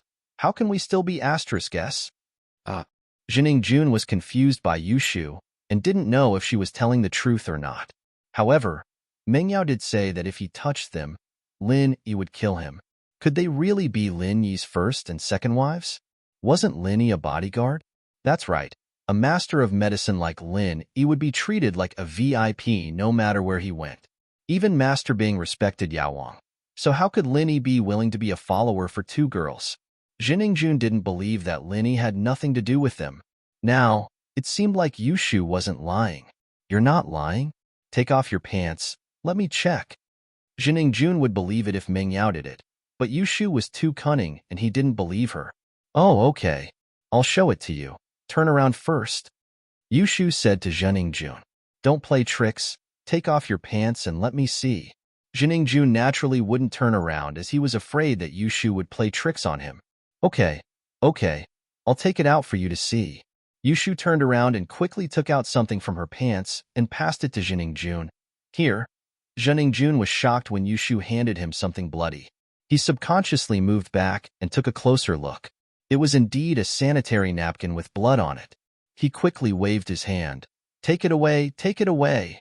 He had a phobia for blood, and the sight of it made him dizzy. But now, he believed Yushu's words. These two really did it. Yushu threw the bloody sanitary napkin to the side and waved her hand, scaring Zheningjun into hiding again. Actually, if we didn't do it, we wouldn't mind being played with by you, as long as you don't tell Linny, Yushu said regretfully. But the day you chose isn't good. Why don't you wait a few days? We're in your hands anyway. It doesn't matter if you wait a few days. Fuck. So F** king unlucky. How can it be red? Zheningjun saw that he had no chance and ignored Yushu. He tied Yushu's hands and feet together while cursing and tied Mingyao's hands and feet again. He instinctively rejected blood, so after tying the rope, he didn't want to stay here any longer. He stood up and walked out of the cave. However, as soon as he reached the entrance of the cave, Zheningjun burst into laughter again. Wahaha! It seems like even the heavens want me to be rich. Zheningjun suddenly remembered that if he didn't touch Mingyao and Yushu, didn't Pengzhan promise him another 50 million? Now that he calmed down and thought about it, 50 million to play with two girls, and they weren't virgins. That was a huge loss for him. Money was the best. With 50 million, he could get any girl he wanted. Zheningjun gave up on the idea of violating Mingyao and Yushu and became more rational. The more he thought about it, the more he felt that it wasn't worth it. Fortunately, these two girls were popular. Otherwise, he would have lost 50 million yuan just because of that moment of pleasure. Zheningjun picked up his phone and dialed Pengzhan's number again. Pengzhan wanted to discuss a plan with Lin Yi after receiving the call, but Lingshan's call came before he could even open his mouth. The kidnappers asked for 200 million, Pengzhan said after Lingshan and Lin Yi hung up. The kidnappers asked for 200 million, then give it to him. I'm just afraid that he won't be able to spend it even if he takes it, Lin Yi said indifferently. I also think so. As long as Yao Yao and Shu are safe and sound, no matter how much money it is, I will give it to him. Pengzhan sighed, but it sounds like a kidnapper. He has other intentions towards Yao Yao and Shu. This was what he was most worried about. He hoped that the two girls could buy as much time as they could and wait for him to save them. That Shu girl was smart. She should be able to think of a way to deal with this situation. As the two were talking, Pengzhan's phone rang again. Pengzhan looked at the caller ID with a serious expression. It was still the same number with a bunch of zeros. He picked it up seriously. Hello?